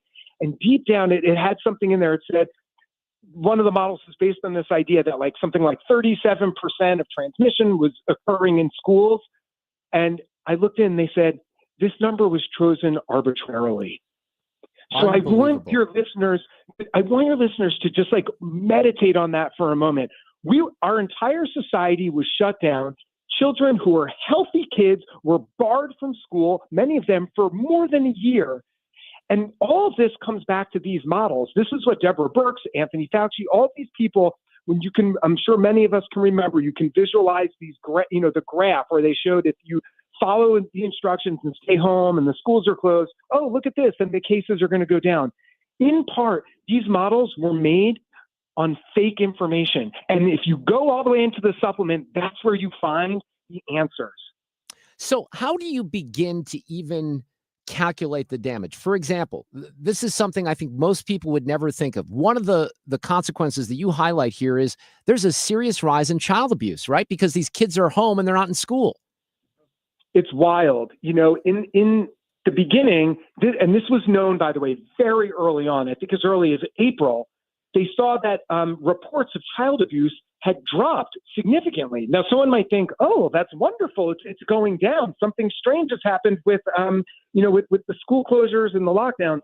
No, what happened is that teachers and educators are oftentimes the first line of defense for a child who is at risk. That's where abuse is noticed. And what they found was that once they closed schools, all of these kids had lost this such an important resource of help. And instead, they were basically locked at home with a monster. And the actual abuse to children went through the roof. And they knew this as early as April of 2020, and they didn't do anything about it. These kids were kept home for months, many of them, and some even as long as a year. And the public health authorities did nothing about it. Make no mistake, COVID would pose a smaller risk to children than any number of things that they face in a given day or given year. More kids die of drowning each year than they did of COVID in multiple years. More kids die in car accidents. More kids die from suicide, and including more kids die of the flu in several seasons in the 10 years leading up to the pandemic. None of this stuff was contextualized for regular Americans. I'm very sympathetic, even though I disagreed with them. I'm very sympathetic to some, fellow parents and Americans who felt like schools needed to be closed or they were terrified. Again, although I knew enough to disagree, I get it. They were misled. Yeah. They were given very bad information by both our government and by the media. And what I'm trying to do is create a historical record. When someone reads through this, their mind's going to explode when they actually learn what really happened, what information was really behind the scenes. And I go through and show throughout history how this is kind of how societies and how people in charge often act. And particularly with medicine, our intuitions about what we think is going to work, something that might seem obvious. Well, of course, if we close schools, that'll reduce cases. Or of course, if I have a mask in front of my face, that's going to reduce transmission. No. Over and over again throughout history, there are instances where things that seem incredibly obvious to doctors and to regular people turn out to not be so. But we didn't follow science during the pandemic. Instead, we followed people's intuitions instead of actually testing things and looking at actual evidence. We kept people from going to the beach. You had people in New York City and Manhattan that were out for a jog, and if the other person didn't have a mask on when they were jogging or riding their bike, people would complain to authorities. Some of this stuff is just mind-numbing and mind-boggling, but a lot of that, I guess, to your point, goes to the psychology of the moment. Can you, I mean, like, you're obviously someone who had a different perspective on this than so many people, particularly I live in a very sort of progressive area. And it's like, I don't think there is a sufficient, and I don't know if reckoning is the right word, but a sufficient acknowledgement of how radical this was, what we all went through. When I think back to 9/11, or I think back to the Iraq War and a variety of other things, to my mind, nothing was as crazy as the pandemic. And there's this sort of almost memory hole where people are like, oh, I don't want to think about that. I don't want to talk about that anymore. You could not be more right. Yeah, you're right about that, though. It's weird. It's so important that we not just like memory hole this thing. Something very, very crazy happened. Many people lost their minds. And the whole point of me writing this book is to show people what actually happened behind. How did the gears turn behind society? What is sort of like, how does decision-making happen? And show how does the media mislead people? And, you know, there's so much talk about, you know, right-wing propaganda, and there's talk about, you know, QAnon and Trump and this, that, and the other thing. But what we don't often hear about is how the legacy media itself is a perpetuator of misleading information very often. And I show how this happened to such a horrible degree during the pandemic. And the result was that millions, I mean, we have more than 50 million kids in our country, you know, like K to 12 kids, and they were harmed by this. And it was unnecessary because at the same time, there were tens of millions of kids in school in Europe, and they weren't wearing masks, many of them. They weren't doing 6 feet of distancing. They didn't have special HEPA filters, you know, cleaning the air in the school. All these things we were told that were critical. We can't open the school until they get a HEPA filter. We can't do it. You know, they have to be 6 feet of distancing. All of this was made up. We had evidence in real time, and ultimately back in red states in America. And as you probably know, none of them made out any worse than the places that were closed. The evidence shows this is, no one can dispute this. Florida turned out just as good as California in the end. Once you adjust for the age differences and a couple other factors, they were no worse off. Yet you had one state where kids couldn't go to school for more than a year, except for the governor. Newsom's children were in school because they were in private school. But all these other kids, particularly kids who didn't have money, they were out of luck. The schools and the people couldn't go to church and all this stuff. And then you have a different state like Florida, schools are open, you don't have to wear a mask. And guess what? They came out the same in the end. And we knew this while it was going on in real time, and it was ignored. Or if it wasn't ignored, then you were called an idiot or a fool or even worse for questioning any of this. And that's why it's so important to my mind, what's in my book and how it creates a history and how I take the reader on this journey through where you actually are seeing what's going on. Like I was saying with the doctors, you know, contacting me privately, where I give all these pieces of information to reveal what actually was happening and how the gears turn. It's so important, David. And, you know, you're talking to someone who is constantly and has for a couple of decades highlighted some of the media malfeasance. So that part of the lesson here resonates extremely well with the audience. The book is called An Abundance of Caution, American Schools, the Virus, and the Story of Bad Decisions. My blood has been boiling just listening to the description. I'm sure I'm going to be angry, but it is important. And thank you for doing this book. And thanks for coming on and getting in touch. I really appreciate it. Thanks for having me on. And anyone listening, I'm very easy to find online. Read the book, reach out to me. Let's talk. Thank you, David. Thanks for having me. That, man, that's an incredible interview. And, you know, the topic is so important. And you know this, Sue, because I talk about this stuff all the time. And, you know, one of the things I didn't even get to that he talks about in this book is that there are a lot of kids that just left schools, period. They just disappeared. They didn't go back to school in some of these urban districts. Good grief. Yep. We got Peder Zane coming up next, plus an audio cut of the day.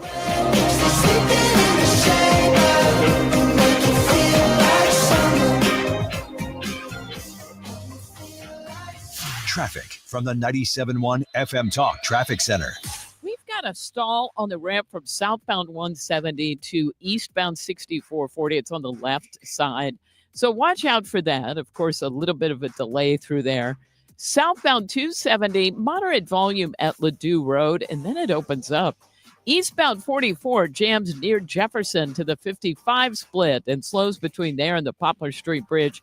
Westbound 70, little bit of volume out at Jennings Station Road.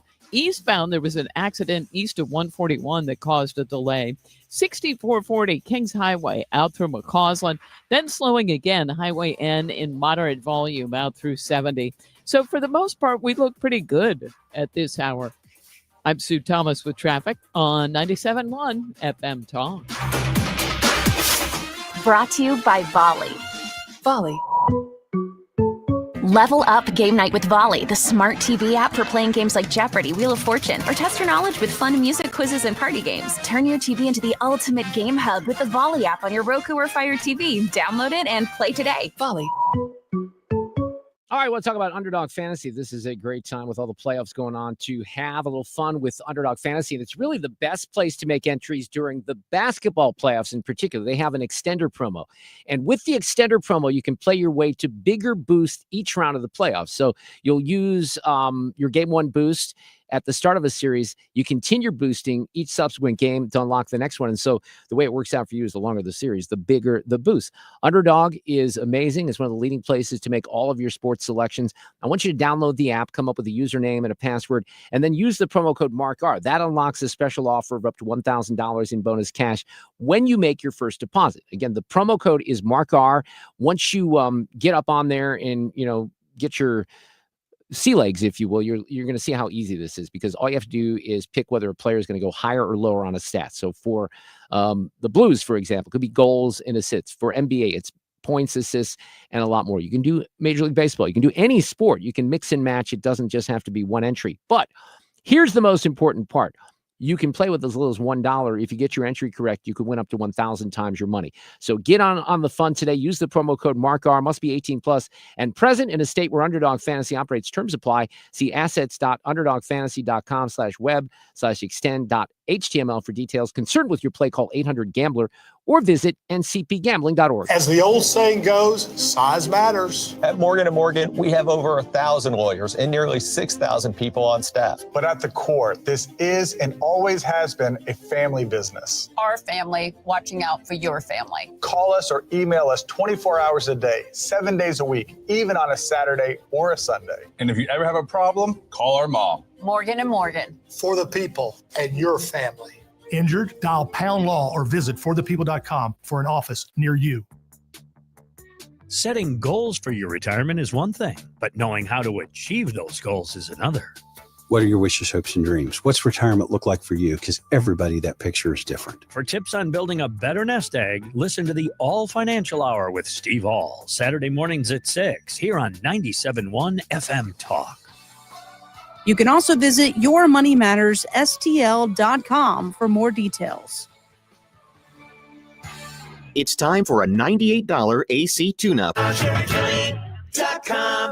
And this portion of the show is sponsored by Jerry Kelly Heating and Air. Rhino Shield is engineered to outlast paint by a lot, backed with our 25-year transferable warranty. Paint a house, shield a home. We do brick, block, stucco, asbestos, steel, aluminum, cedar, and more. We are the only coating company selected by Disney, This Old House, and 3 times on HGTV's Curb Appeal, where all 3 episodes concentrate on unpainted brick. If you maintain or own a business with a tired-looking building, you owe it to yourself to look at Rhino Shield and our beautifully durable color schemes. Evaluations are free. We're making buildings pop and be noticed again, from Champaign to the Lake of the Ozarks, exceeding expectations every day with our products, people, and performance. Now is the time to call 877-25-RHINO, 877-25-RHINO, or go to 877-25rhino.com and see how honest and transparent we really are. Tell them, ladies. Don't paint, don't Rhino, go Rhino Shield. Never paint your house again. Rhino Shield. 97.1 FM Talk. Good to Go. The Mark Reardon Show on 97.1 FM Talk. I know you got my number, and I know you're spend my Monday. All right. Hey, don't forget, you can always check out the songs that we play for the bumper music at the end of the show. I put it up on the X, formerly Twitter, with a playlist from Spotify as well. And this is a great song from Brett Dennen. I know Brett just a little bit. It's called Sweet Persuasion, but that is on the playlist for tonight. Audio cut of the day coming up. That was a hell of an interview with David Zweig. Let me just say this, because he brought the fire, and that book is really going to be something. I think I will read that book. You know me, Sue. I don't read a lot of books, right? My excuse is, and it's just an excuse, is, I'm always reading things. My whole morning is reading content, etc. So I tend to listen to music and watch movies. But this is a book that I really want to check out for sure. Good. And it's called An Abundance of Caution, American Schools, the Virus, and the Story of Bad Decisions. You remember that summer, leading Oh, in. Well, my gosh. you know what? You don't remember that with me as much, because that was when I was on KMOX. I kind of forget about this. I didn't start here until, March of 21. So that entire summer of the first summer of COVID leading into the fall, I did my show from my studio at home. I taught kindergarten at the same time for a month. And I've said this in the past, in the defense of people around here. To David's point, our kids got back to school a lot quicker than other parts of the country. So maybe we got a little lucky there. Hey, look who's back with us this afternoon. Peder Zane, editor at Real Clear Investigations. He writes for Real Clear Politics. I am very curious about his thoughts on a lot of things that have happened in Washington. Peter, how are you? Welcome back.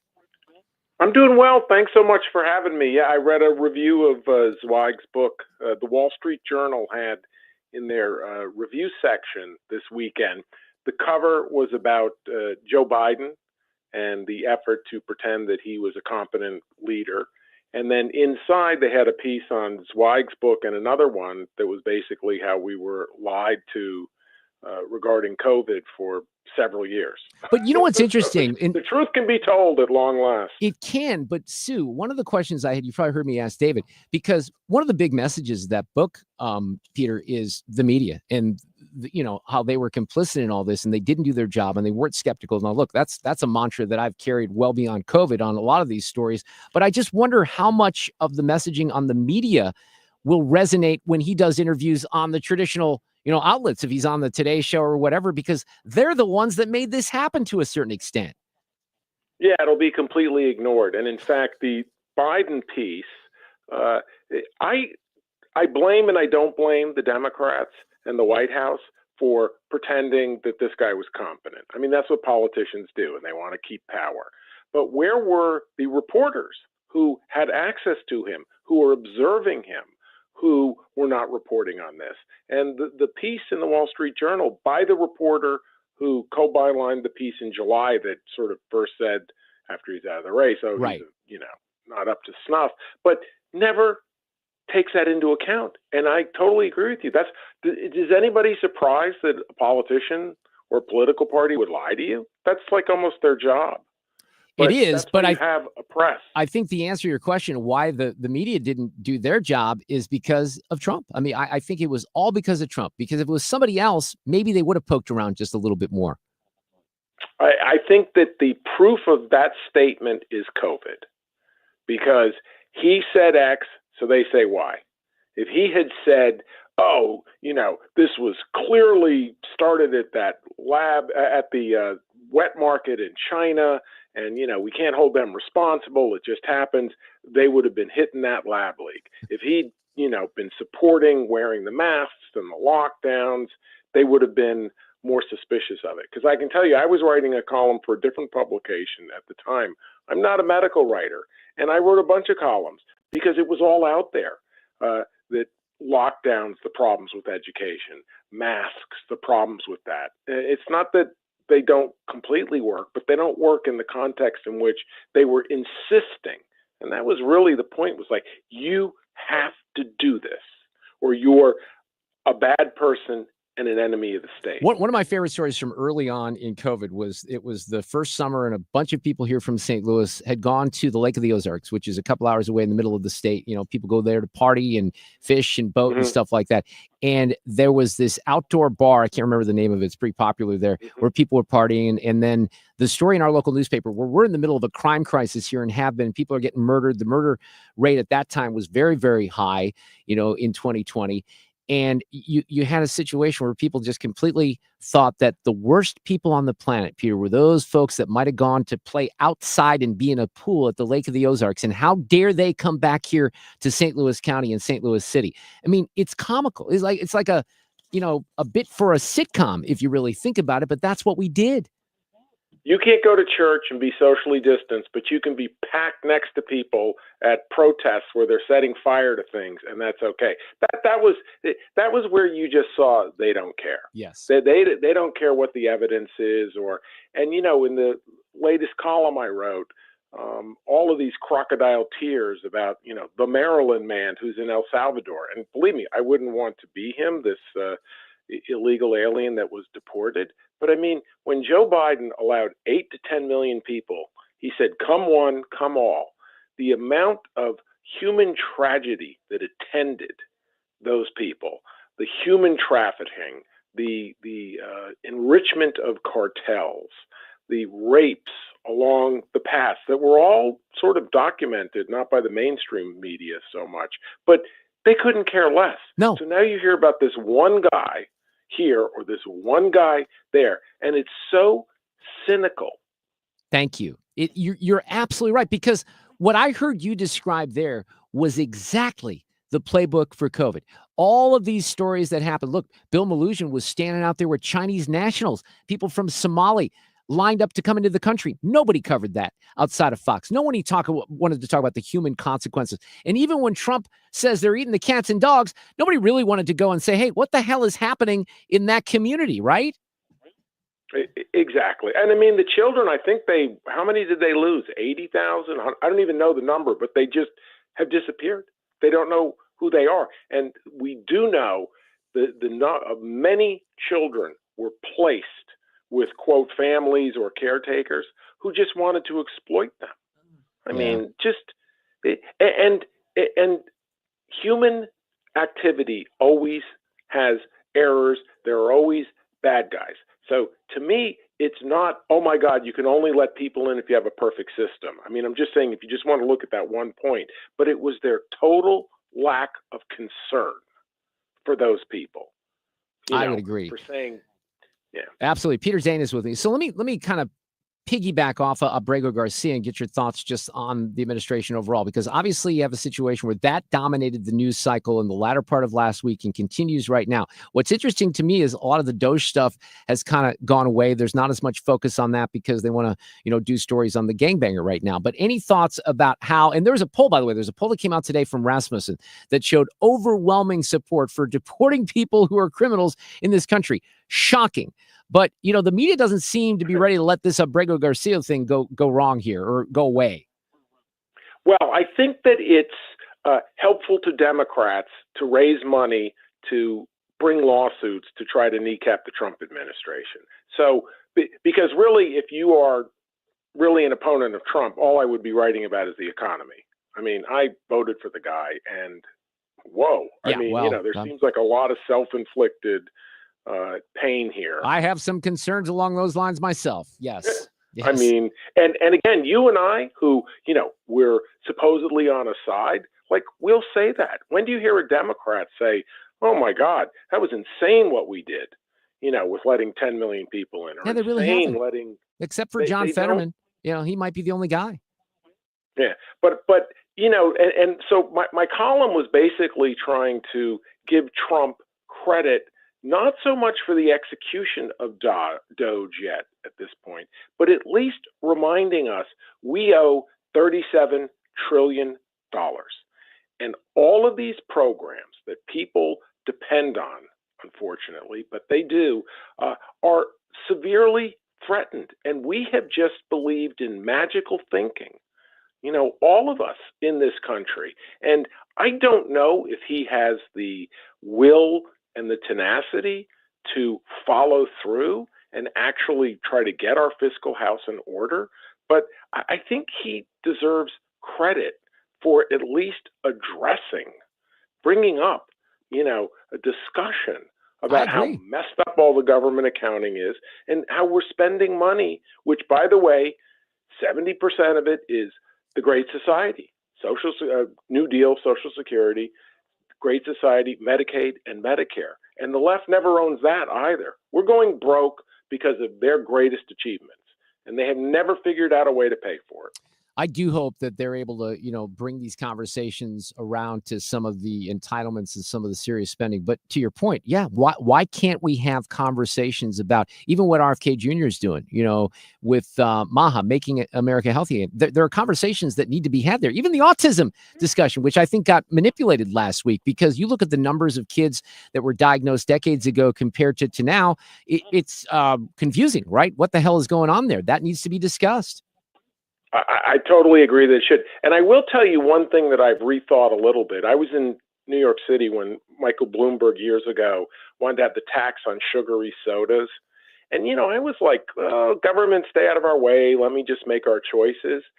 I do think that, given our obesity rates, given the spending on medicine, I'm torn between wanting people to have the liberty to live their own lives and make their own choices, and how do we respond when people are clearly making bad choices? Well, I think we respond with a magic pill. That's what we've discovered here, a couple of them in the last couple of years. Peter, thanks a lot. I appreciate coming on here on this Monday. Thank you. All right, take care. Audio cut of the day is coming up next. Sweet persuasion, you didn't know my reputation. Sweet persuasion, do you know my Traffic from the 97.1 FM Talk Traffic Center. Stalls southbound 170 on the ramp to eastbound 6440, and it's been blocking the left lane. They've got an Aero truck up, and that's letting people know. And it looks like the tow truck is on the scene, but there is a jam behind it. The other jam is eastbound 44, headed for the 55 split. It's all slow, headed for the Poplar Street Bridge. 70 westbound looks great out of downtown. 64, a little slow, Hampton to McCausland, and again out at Highway N. And other than that, we look good. We're quiet on the bridges downtown and on southbound 55 through multiple construction zones. I'm Sue Thomas with traffic. This report brought to you by Jerry Kelly Heating, Air Conditioning, and Electrical.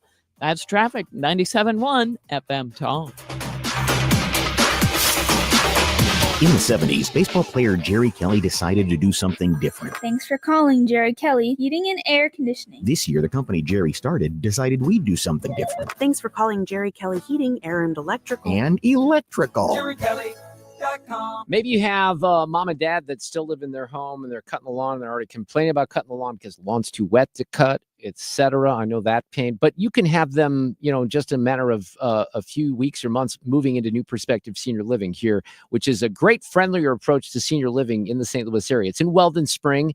It's a company that's been in Minnesota, operating in different states from across the country. The first time they're here in Missouri, they have independent living, assisted living. They have a memory care facility. They have a state-of-the-art AI fall detection system, which is really amazing. And if you're looking at 1 or 2 bedroom apartments that are beautiful with a great meal plan and a lot of activities, that's what you're going to get at New Perspective Senior Living. It's only been open for about 6 months. They're in Weldon Spring next to Persimmon Woods Golf Course, not too far from Progress West Hospital. And you can take the next step today by calling either 888-229-2298 or visiting the website, N as in Nancy, P as in Paul, npseniorliving.com. New Perspective Senior Living, a friendlier approach to senior living.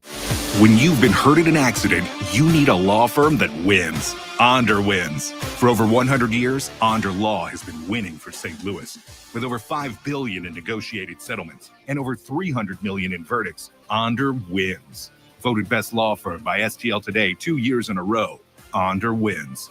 Whether it's settlements, verdicts, or awards, Onder wins. If you've been hurt in a car accident, trucking accident, or hurt on the job, Onder Law will get you the money you deserve.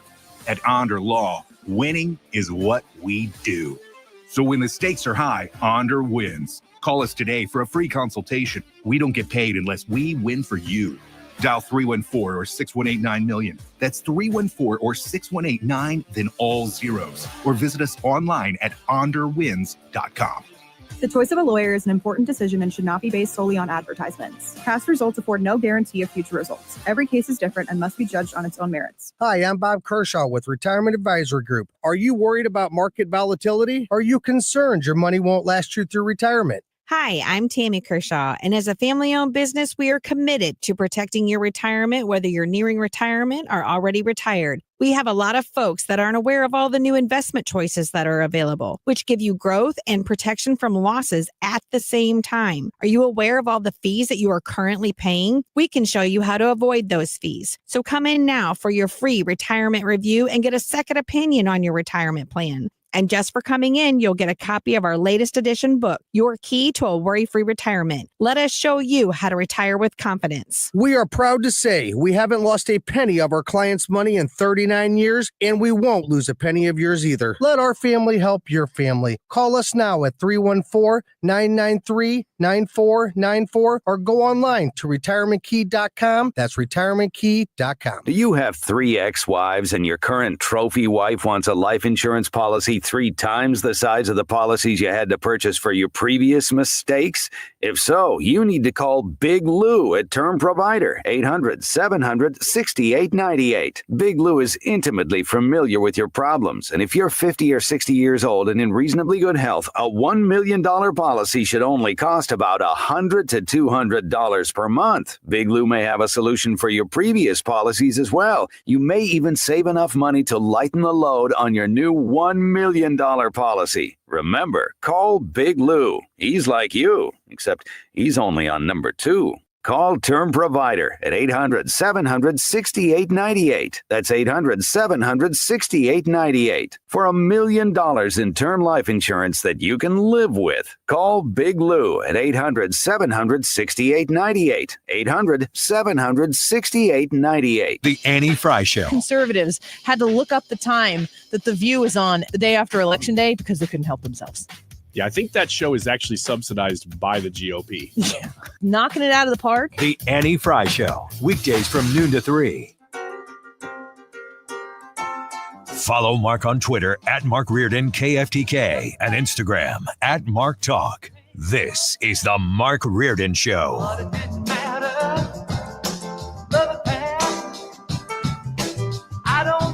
Audio cut of the day coming up here in just a minute. I do want to spend a little time just because I mentioned it passively earlier in the show because I was talking about this Gilgo Beach documentary, and I've watched 2 episodes of that on Netflix. I'm going to finish it tonight. But I did take time to watch the Netflix documentary on Oklahoma City and the bombing. And that's quite something. And it's sad and it makes you angry and it takes you back to that time period. Look, that was Saturday was the anniversary, 30 years. I was on the radio on KFRU in Columbia, Sioux with the legendary Art Bell because he did a show on KFRU and we were, I think at the time, kind of introducing him to the audience to a certain extent. And I had this little monitor that had CNN on and I looked up and then we saw the image of the Murrah building and then everything changed. And that was one of the crazier days I've ever had, in media, just talking about that terrible situation. And then, in the documentary, you're reminded about all these little kids that were in the daycare. Oh, it's terrible. That bomb was so powerful. It just blew everything away.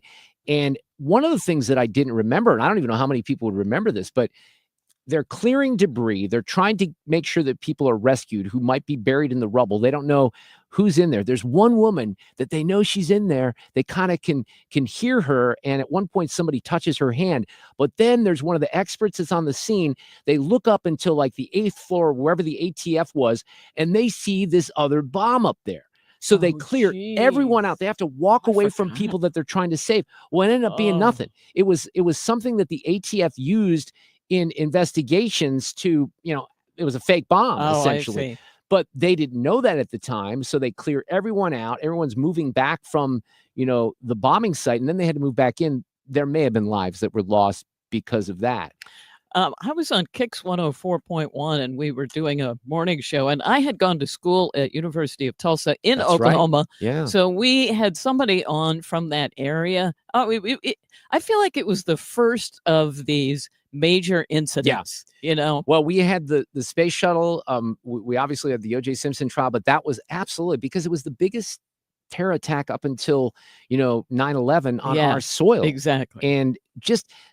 And I'll have to say that the filmmakers had to do what they had to do, but they do feature some of the audio interviews with Tim McVeigh, who's just an evil, evil person. One of the other things they didn't realize at the time was, and there were reporters that put this together, that it was on the same day as, what happened with Waco with David Koresh. And that was on purpose, obviously. Oh, The yeah. anniversary. But I would recommend that. That's a really, really good documentary. I think as far as quality of documentary, I wouldn't put it in the top tier, but still an important story, and people should check that out. All right, we got to do this here this afternoon. Stand by. Playback ready.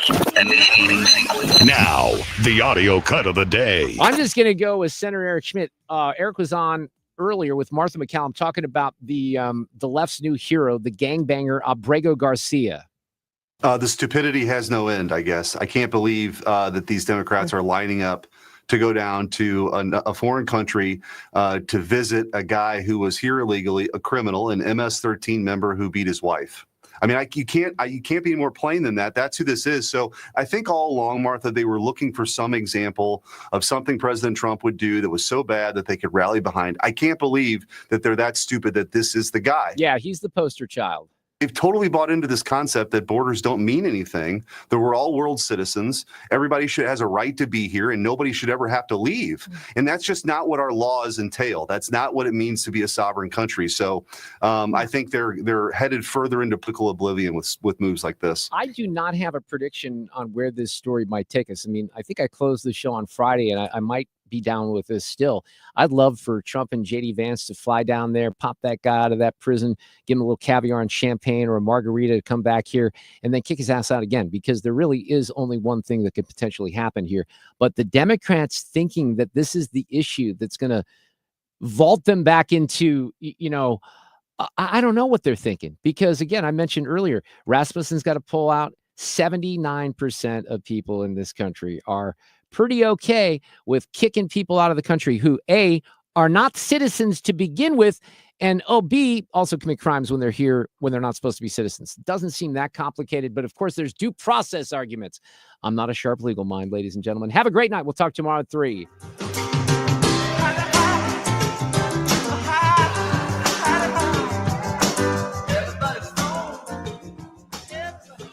Catch anything you missed today by getting the show podcast at 971talk.com.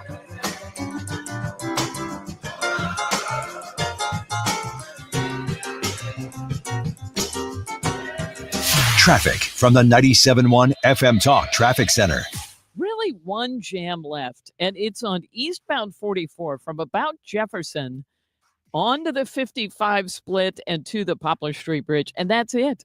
Other than that, we look good, at least on the interstates. Westbound 70 looks great. Now, 64 westbound has some moderate volume out at Lake St. Louis Boulevard, but that's it. Quiet through North County as well. Yeah, we're looking pretty good at this hour. This report brought to you by Lakeside Renovation and Design. For over 25 years, Lakeside Renovation and Design has been St. Louis's trusted choice for transforming homes inside and out. From windows and siding to kitchens, baths, and outdoor spaces, they deliver quality craftsmanship backed by lifetime warranties. Visit lakesiderd.com to start your dream project today. I'm Sue Thomas. That's Traffic, 97.1 FM Talk.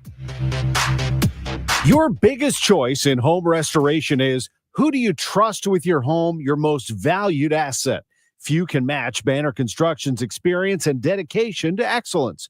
Banner is an elite preferred James Hardie contractor and Pella window specialist. Restoration is a one-time opportunity to have Banner's design team show you architectural options to make your home the neighborhood showcase. Call for a free consultation, 314-5